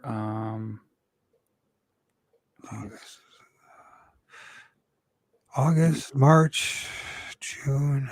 I think it's off to the right. This one? Yeah. Yeah. That's an interesting one too, isn't it? Bizarre. Just absolutely bizarre. What is that? I mean, it's almost got like this anchor-like thing going on. Yeah, it sure does. And then it spreads out these spikes. Have you seen the one UFO where it starts to grow like these arms or tentacles that go out? I think it's from Brazil. Oh yeah. Yeah, I've seen those. I've caught, like, I had made private a few of the videos that I include now in the documentary, just so. So this is as far as a balloon goes in design, I just don't understand which balloon it would be. This is something that's reminds me of one of those plasmic airform, for whatever the hell it is. I'm sorry for my language. Yeah. I just I've always felt awkward saying to like giving it a placeholder, because unless like I throw up my arms and say I don't know what it is until I can touch it, feel it. You know what I mean? Mm-hmm. All it is like we're just. And how come we can't see this stuff with our naked eye like this? Only through a camera. I saw it at first through the naked eye, but doesn't it look like two eyes right there? Yes, it does. It sure does. And then, but you know what I'm saying? When you saw it, did you see the shape like that until you zoomed in? It was just a red light. It was just like a light. No, right. No, it was some odd object that I knew right away You was one. did. Well, that's I really knew it was one of them. I knew it was one of them because of sweet. the way it moves through the air and the speed. Um, and if you notice, it's rotating. So It's a brilliant piece of footage. You just it changes and morphs, mhm. and you're like, what? There's so many of these things out there. So that's that I mean, really pulls you in because they change their shape. It's not like the same thing again and again. It's like what new shape or color could they do next? They and really. pulsating light. It says no, it's not reflection of the sun. It's generating its own light. So if you saw the same thing again and again and again, it's like, oh, here it is again. But they definitely come up with very unique shapes and archetypes, I think. Look at that. You see there? That's what I'm talking about there. And it's just so you got this part of the intro too. I love this image, or something similar to one of the images. But then you got the spikes coming out. Yeah. What happened to the little hook or anchor looking thing at the It's in bottom? the front. It's illuminated. That's the red part. That's what that is? Okay. Mm-hmm. Bizarre. What is it? I don't know. Are we like, did you just identify or film a new species of, all right, that's what the ecology of these things, whether you want to call it the spirit realm, the interdimensional Mhm. realm, the plasmic realm. I mean, they say this universe is made up of 99 point whatever percent plasma. That means we just now get to even understand it. Right. I mean, are you just film? Maybe these things need to be started given a name. There's right there. See that? Yeah. What's that thing? I mean, you can see the spike, right? But then what's that dark thing there? Sometimes you don't see it. There's. There you go. Wow. Look at that. So spike there, then it's got this anchor thing. I mean, and it's moving, it's floating, morphing. That's so cool.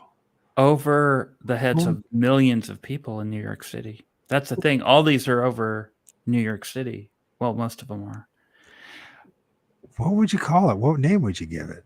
Oh, Ethereans. And that's I'm talking. Etherean is the general term, right? That's right. Like say mammals or animals. What would you give that particular Etherean? What kind of name would you give it? Good question. Hey, you're the scientist, right? You're the ecologist. It's got the crown thing going on, and then it's got the Florida. What is that thing called? Florida release. Fleur-de-lis. You know what I mean? Yeah. It's the curl thing here. Yeah. It looks like a lantern. It looks like a lamp. It looks like somebody decided to right there. If you look at it, if there was a lamp on your desk, some antique, old-fashioned lamp. But what? I mean, I don't know how you define these things. There are some type of acronym. I'm trying to think of. Like they got these things now called jellyfish. That people are starting, there's some really amazing ones that do like jellyfish, not like the other stuff that people are calling jellyfish. They actually look like jellyfish. But then there's different types. There's the things that kind of look amoeba like jelly, right? And there are things that actually look like something to be a jellyfish in an ocean.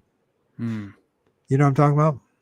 I'm sure. You're talking about right. You're talking about the regular jellyfish, but the ones that have the same form in the sky? Yeah. Okay. I got a couple of videos of that guys that have filmed it out in California, out around LA in that area.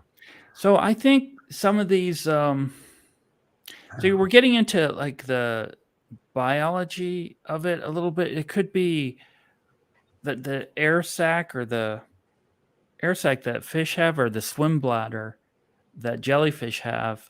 They could be filling up with air and floating up in the sky. Hydrogen. methane. Right. Yes, they could be doing something like that. So Yeah. they become lighter than air, and do these kinds of things.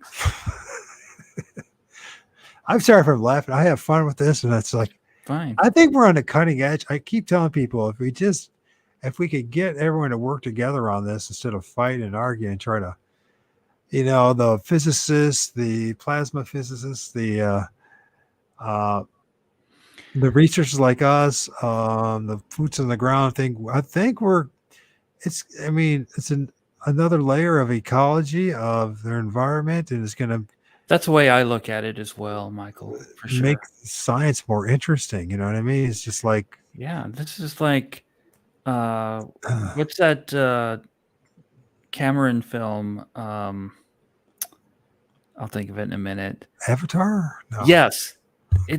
This is like how beautiful the world is as well, right? With these very unique, strange species in our environment, in our atmosphere, flying around us all the time. These things are around us all the time.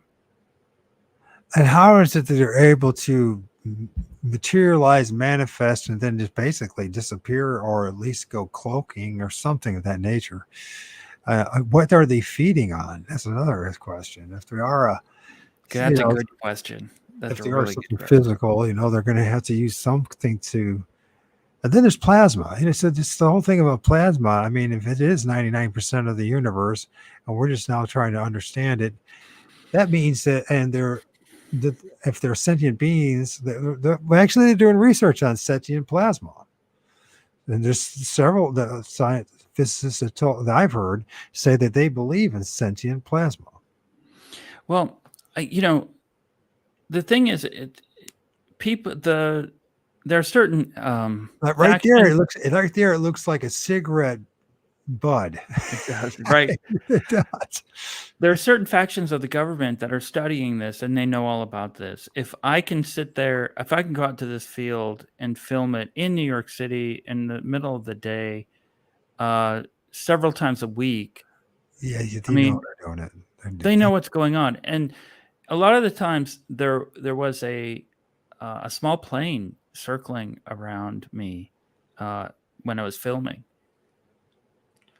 So you think part of the problem is they realize they can't control this stuff, so instead of trying to control it like they've done everything else, they try to control us for knowing about these things. It seems like they were doing that. Yeah, it seems like they were breaking up the vibe because they know that there's a connection between humans and whatever this realm is, right? You can tune into it. So I'm not doing this filming anymore. Stop. Yeah, so I'm not doing this filming as much anymore. So tell us about your movies. Yeah, the documentary is just going to chronicle the times that I was out there filming. I didn't plan on doing a documentary on this. I was just like, hey, let me just see how much I can do. But I figured, okay, let me tell a little bit of the story. It gets into the interference. It gets into some of the social meltdowns. I was able to get an ex-girlfriend in this, and she was around me at the time when there's just a lot of backstabbing and gossip and weird stuff going on. Now, are you talking about within the UFO community or within you and your girlfriend or everything? Mutual friends, like people that we knew, it was just very odd behavior. Isn't it? It doesn't make any sense, does it? The jealousy, but they talk about this marginalization.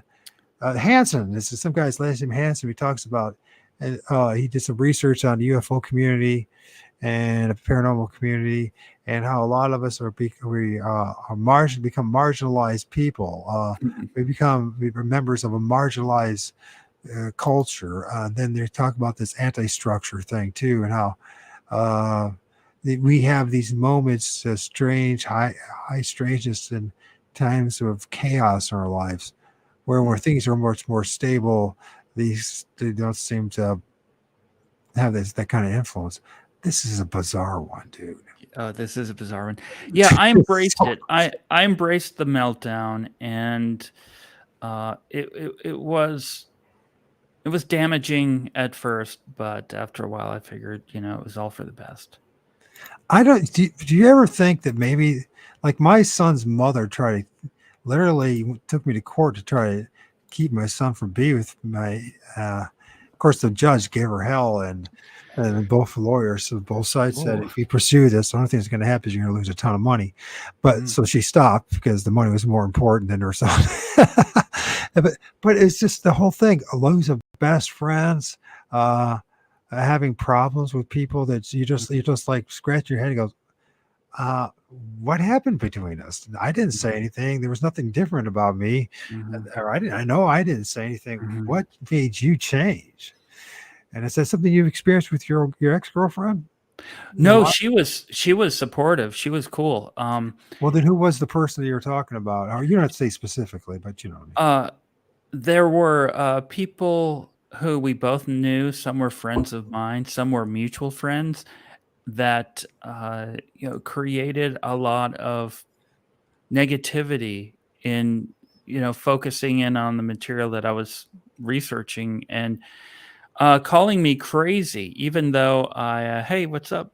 That's my son. How you doing? Oh, hey, how you doing? Even though I had buddy. Even though I had the footage. I think that's my son. He sure looks like my son. Oh, he uses his name all the time, and he trolls me all the time too. Oh, he trolls you. And even though I had the footage, he's my favorite troll. He's your favorite troll. All right. So that I just thought that was interesting. Even though I had the footage, I had the evidence.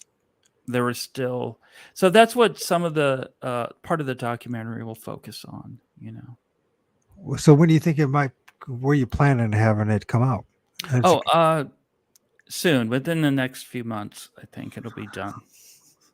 Yeah, finally. Jeez. Fine. This is crazy. He got his hair all messed up. Yeah, hair looks cool. You kind of look like a Bigfoot the way you're. Oh yeah, the what do they call it? Sagittal ridge or whatever. That's right. That's cool. He's tuning into the vibe. Well, Michael, I'm getting tired here. Yeah, well, I appreciate this. This is so fascinating. This is like an orb that has a whole bunch of little orbs connected to it or involved. Yeah. We'll have to talk with Laura. Thank you for spending time with me tonight, and I hope you do it again soon. If you can remember who took my mojo? Yes, send him an email. I'd love to talk to him. Yeah, I'll do that. So once again, when do you think the video will be out? The documentary? Documentary. Is it going to be like a DVD? Is it going to be on the internet? What is it going to be? I think I'll just do it on the internet. Maybe, either have a site or Amazon or whatever happens. There is somebody that could distribute it, and he's well known in the UFO community. So hopefully that works out. But I just wanted to document the story and get that out there. And, because you've been a great guest, and you've been very patient with me, which I really appreciate. It's fine. I loved it. It was great. Let's see. Let's go here. Just remind people of the radio show and other news radio. And you said you're just kind of reposting old ones right now because you're busy. Yeah, I'll be doing some newer shows, but I've got 10 years of shows on that, so covered a lot of material. Well, I'm glad I found this. Yeah, you might enjoy some of these. Kawani's on there, so if you want to hear that interview with Psychic Bigfoot, but I'm sure you know all about it. My son says the Sasquatches are secretly associates with the giraffes. Okay. Yeah. He's 12. So. Yeah, he knows. I mean, they have this affinity with nature.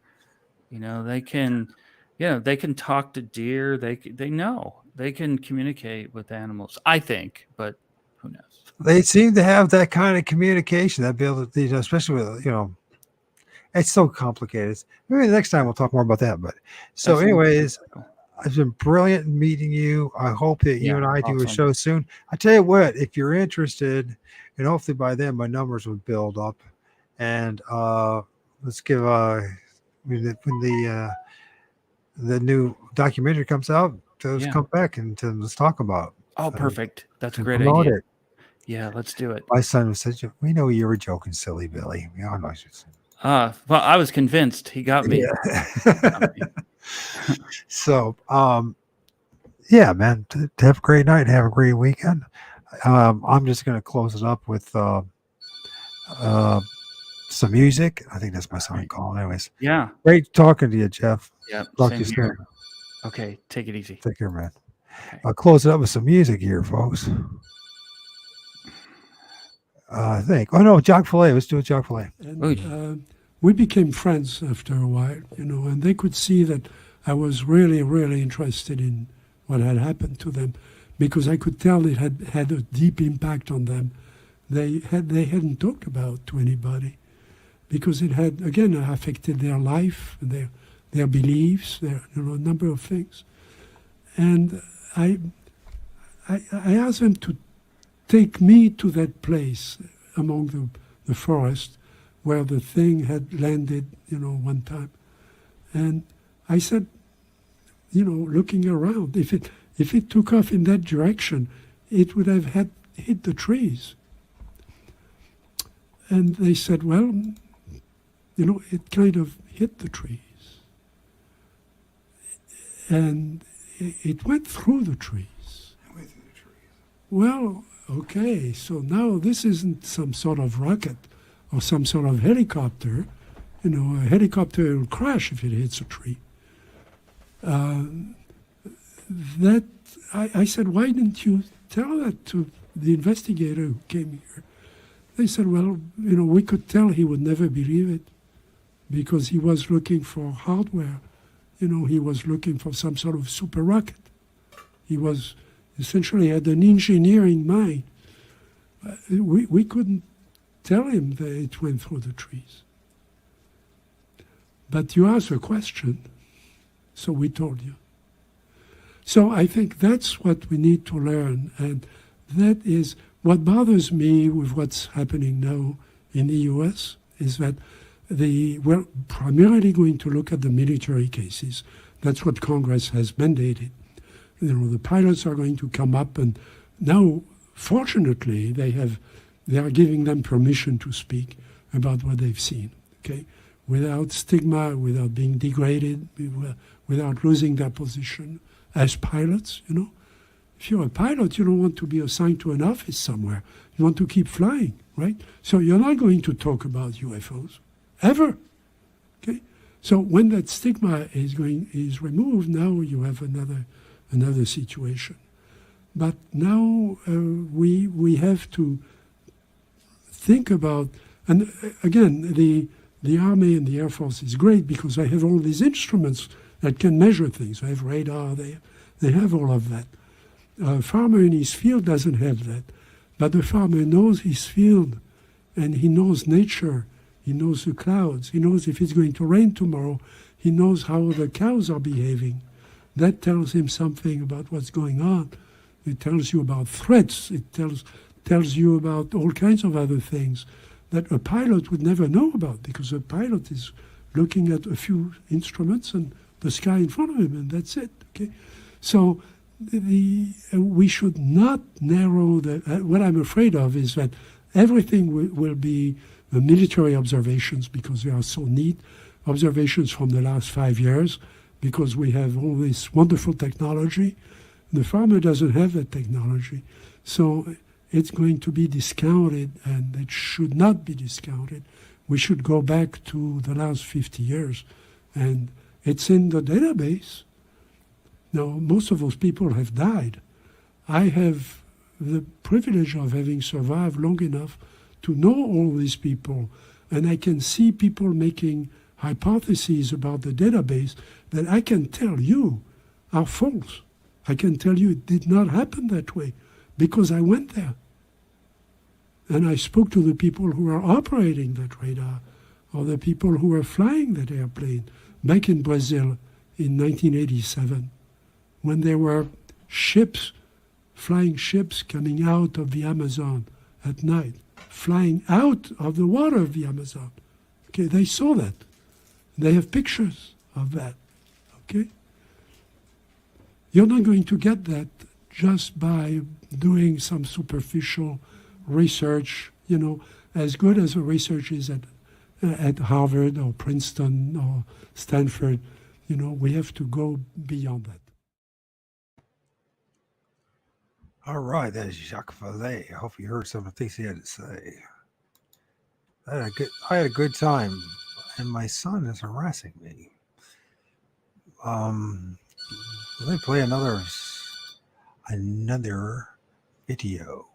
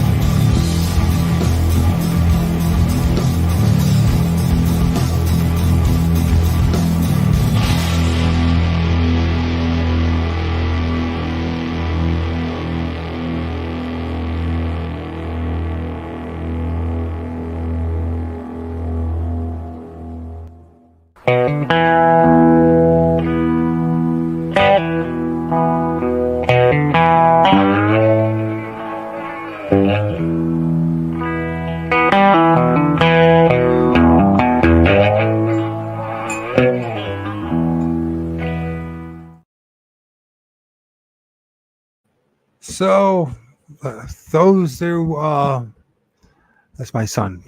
So, silly Billy. Well, at least he's reached out to me and contacted me. So, He wants to do StreamYard thing too. So that was great. It was really nice to get to know Jeff Brady once again. Just a reminder for everyone else. In other news, is his radio show, and then once again, his YouTube channel is Budgetmoon. Make sure to subscribe. He's got some great images. He's a great guy. He's got a good attitude about the whole thing. And so the rest of you guys, including my son, I love you, Chase. Have a good night. You can call me later if you want, once I end this. So if you want to talk. So if not, I'll talk to you soon, my son. And everyone else, don't forget, Monday we got a live. Budgetmoon is goated. Monday night we got an interview going on. Bigfoot. I can't remember now. Please forgive me. I'm so distracted right now. You distracted me, my son. Take very much. And we got actually 2 live shows. We got one going on Monday. Actually, we got 3 set up. So just pay attention to it. We got one next Monday, Thursday, and then the following Monday. And there'll be a lot more. Talking about Sasquatch and other things. So everyone have a great weekend. All right.